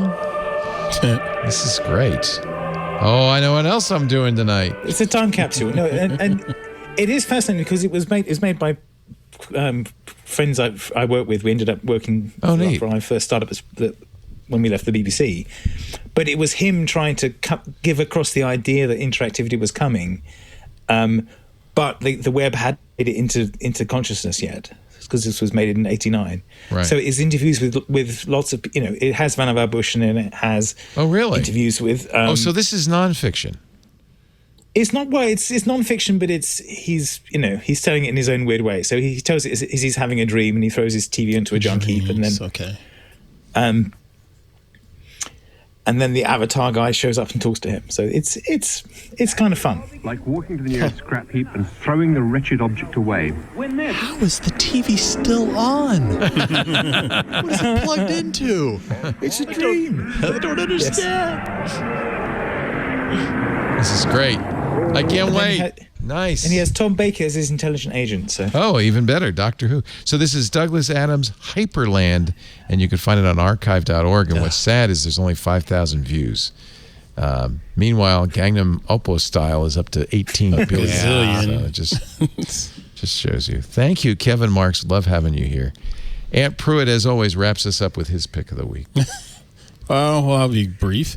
The first one, they all sort of relate, in my opinion. The first one is audiobook that I just finished a couple weeks ago, 9 Nasty Words by Mr. John McWhorter. And what I found interesting about it is that he goes into not just, we all know what curse words are, but you have swear words and just the differences between that and how they came about. And how they're used and how some people use them differently, and how sometimes a bad word is not necessarily considered a bad word depending on context. It was really, really interesting, and it made me think about some situations I've seen here in town with the hardheads and their teammates and the coaches and how they speak to one another. And I'm thinking, man, there's no way I would have been talking to my coach. Yeah, you were brought up not to use those words. I know. There was no way. Yeah. Times have changed a little bit, right? One time, Isaiah comes home and he says, hey, Andy wants to know if we can have a team meeting here at the house. And I'm like, who the heck is Andy? He says, the coach. I said, you mean Coach so-and-so? He said, no, his name is Andy. And it's a generational difference. I'm like, there's no It's also way. California. Yeah, there's that too. Yeah. We're pretty relaxed here. Yeah. But that book just made me think a lot about those conversations I've had. I love with John them. McWhorter. But it's a really good He book. talks about some of that in his podcast too, I know. But I will be absolutely listening. Yeah, this is his newest book, and it's outstanding. 9 Highly Nasty Words, English in the Gutter, Then, Now, and Forever. It was really, really good. It's on Audible, hardcover, and Kindle. Yep. But I like, because he narrates his own books, which I really like, and he's good. So I will listen. And what I like about him is he's not necessarily doing it to be liked by everybody, because he says a lot of controversial things. There's a lot of people that don't like what he has to say, but I listen to it. I'm like, you know what? I get where he's coming from. Yeah. It's not going to be popular, but I get where he's coming from. Yeah. So, and the next thing, this made me think about another generational type of thing. This article, this is from the German judo coach, the Olympic team. He was slapping one of his participants, one of his players, before a match. She requested it as part of, all right, this is go time for me in this match. Pump me up, coach. And he shakes her and he slaps her in the face, and there's video of it and whatnot. And people went wild and did not agree to it. And the governing body at the Olympics raised the question and said, hey, we're not allowing that. At the same time, when I saw the video myself, I said, oh, I remember when my coaches used to grab me and yell at me and slap me across the head, and I absolutely loved it. I needed that. It pumped me up. Yeah, she looks completely cooperative. She wanted it. She asked for it. I mean, she that's a bad phrase to use in this context, but but this was something that they do, obviously, and she was expecting it. It was not unexpected, right? And she said thank you at the end. She nodded and said thank you. And I thought I saw that and saw the reaction from the press, and I'm like, man, this is just a whole different generation of things. And people have disagreed with me, and I get it, you can disagree with me, but I know I had some really, really special relationships with coaches in my past that I love to this day. And we spoke that language. When it came time to go out and run that race, that coach yelled at me a certain way that a teammate couldn't. Lisa slaps me before every show. Right. I think it's fine. Right. That's it. And so then this leads into my next video here. This was Max Day with the Hardheads and I. And if you turn up the sound, you can hear I'm talking to myself, but then I couldn't stop laughing because if you look at my Hardhead's face. Let me just do some math here. There's 1, 2, 3, 4, 5, 6 45-pound weights, 45-pound bar. So that's 7 times. There's 280. 315 pounds, and there's more. There's a couple of little. Why even bother with the 5s and 10s? What are you, nuts? Well, there's 10s and 5s on it. It was it ended up being 355. 355? Yes, sir. He's benching 355. Thank God you got the spotter. It was a Max Day. We've been. I don't back think to he's lifting. strong enough to spot you. Watch his face. Watch his face. What are you lifting that for, Dad? If you listen to me, well, that was him. 2. Man. But if you listen, I'm talking to myself. Let's go. Come on. Because that's just part of me getting. That's how you do it. Ready. Yeah. If you'd slap yourself if you could. Right. And there was a guy in there in the gym that was pretty loud, and he was sort of getting in my head. It's just part of motivation, and that the way that coach was helping out his player and the way she wanted that help is just something that stuck with me. And I'm like, yeah, I get where she's coming from. Yeah. Although, but the face I wouldn't want to be slapped by anybody who can bench 380. So don't hit me, please. We had fun. We've been lifting for about a month now since the gym's opened back up. Has he? And he enjoys doing it with you. That's a nice father-son. Yeah, we all go in there, and they've been crushing it. And I said, okay, it's Max Day, so let's go do Max Day and see where we stand. And we're all happy with our numbers. Did you know you were going to be able to do that one? I thought that I could do at least 350 based on my workouts. Yeah. But I'm not going to go any more than that. I don't need to. That's awesome. I'm over 40. I don't need to be doing much more than that. I'd be happy to lift the bar. Amp Pruitt, hands-on photography, twit.tv/hop. Always a pleasure. He'll be here, of course, next week on Twig, too. Yep. Love you and your work. Keep it up. Thank you. I called you the Bob Ross of photography. I try. In an interview the other day. You're good. Calm, collected, very reassuring.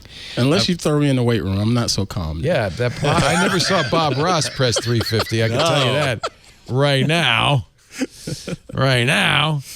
Jason Howell will be back on All About Android next Tuesday. And, of course, tomorrow, Tech News Weekly with Micah. It's always nice. Thank you for, I know you didn't have much notice. Thank you for filling in on short notice. Absolutely. No, this is a lot of fun. He makes it look so easy. I can't believe he could go through the whole alphabet with the Android. We've had a lot of practice in All About Android. Very impressive. That's very impressive. Thank you, Dan. And, of course, the great Kevin Marks, the only person I know who's worked for Apple, Google, BBC, and British Telecom. They all call him a traitor. Kind of amazing. Traitor. No. He's on good terms with all of them. IndieWeb.com. I'm sorry, .org. .org. You want to give a plug for why we need IndieWeb.org?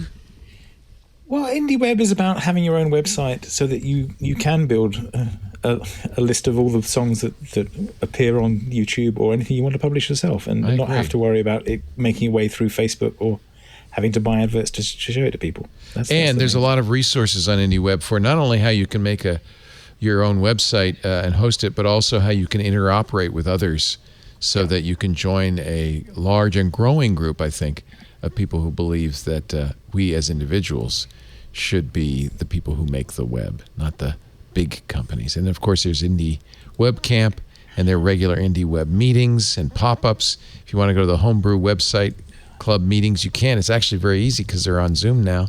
You can go tonight at 6 p.m. Pacific to the Homebrew website club for the Americas. That's in West Coast time. All of that is available at indieweb.org. I love that. I think that's so great. I totally support what you're doing. I couldn't agree more. I use Hugo to run my website, and it's just great. That's good. Yeah, it's all in nice Markdown. Fast, yeah. Yeah, it's static, it's fast, it's easy. I love it. You need a pill though to help people write more. I don't know if you got. Well, I mean, the thing we're working on at the moment, which is not quite available to everyone yet, but we've got building social readers out. So it's a feed reader, but it's because we've got micropub to let you publish your own site. It's a feed reader that you can comment and star and like things, and it publishes back to your own site. So that's something that we're sort of putting together. And I like that. Yeah. So you've got protocols for that. Yeah. Yeah, that would be good. That would be good. Maybe with my comments or something. Yeah. I noticed that Pay Us a Pigany, your blog on Blogspot hasn't had anything for 3 years, so I don't feel so bad. Well, my kevinmarks.com has. Okay. So that's your news site is kevinmarks.com. Yeah, kevinmarks.com. And all right. And my I've got a known blog that I put some of the other bits and pieces on there as well. But yeah, kevinmarks.com is where you get the most recent things. Nice. Thank you, Kevin. It's a real pleasure to have you on, and I hope you come back real soon. It was nice to chat to you. Thank you, everybody, for joining us. It's a real pleasure to have you in the audience. Thank you for listening, for watching. You can watch us do it live. It's a little different from the final version, but we do that every Wednesday about 2 p.m. Pacific, 5 p.m. Eastern, 2100 UTC. That live stream audio or video is available at twit.tv/live. And I have to say, get there at 2 because there's always stuff, even a little early, because we had a fun conversation involving butts. Maybe. Maybe. Could be. Not anybody we know's butts. But hatchings. Yeah. Anyway, it's hard to describe, but if you're here live, you don't have to. You can just... Let's just say it's way less weird than it may sound. Yeah. If you're watching live, chat with us live. Of course, there's the IRC. It's been here since I started, irc.twit.tv. We've been doing that. I've been doing an IRC channel during my shows since the early 90s. It's an old school technology, but we also have the new stuff, the Discord channel. If you're a member of Club Twit, you can join us in there as well. All those people are watching live as they chat live. On-demand versions of the show available at the website, twit.tv/twig. If you're there, you'll also see a link to the Amazon page where... I'm sorry, Amazon. What was I talking about? YouTube page where all the videos are stored. I don't think we have anything on Amazon. You'll also find links to the podcast clients, the big ones, so you can easily subscribe there. If you do subscribe to us in a podcatcher, please, if they have reviews, leave us a 5-star review. We really want to spread the word, let everybody know what a fun show this is to listen to of a Wednesday. You can also get it if you listen to use a podcast player automatically. You don't have to think about it. Then it's on your device, and you can listen offline anytime you want to. If you are an offline listener, don't forget you can communicate with us. Join the conversation on our forums, www.twit.community, and on our Mastodon instance. We're part of the Fediverse at twit.social. Yeah. And I think that's all we have to say for today. Believe it or not, we've run out of words. Thanks for joining us. We'll see you next time on This Week in Google. Bye-bye. Hey, I hope you enjoyed that episode. If you are interested in checking out all things smart home and Internet of Things, then you should check out Smart Tech Today, the podcast I, Micah Sargent, do with my co-host Matthew Casanelli. It's all about the smart home and improving your automations.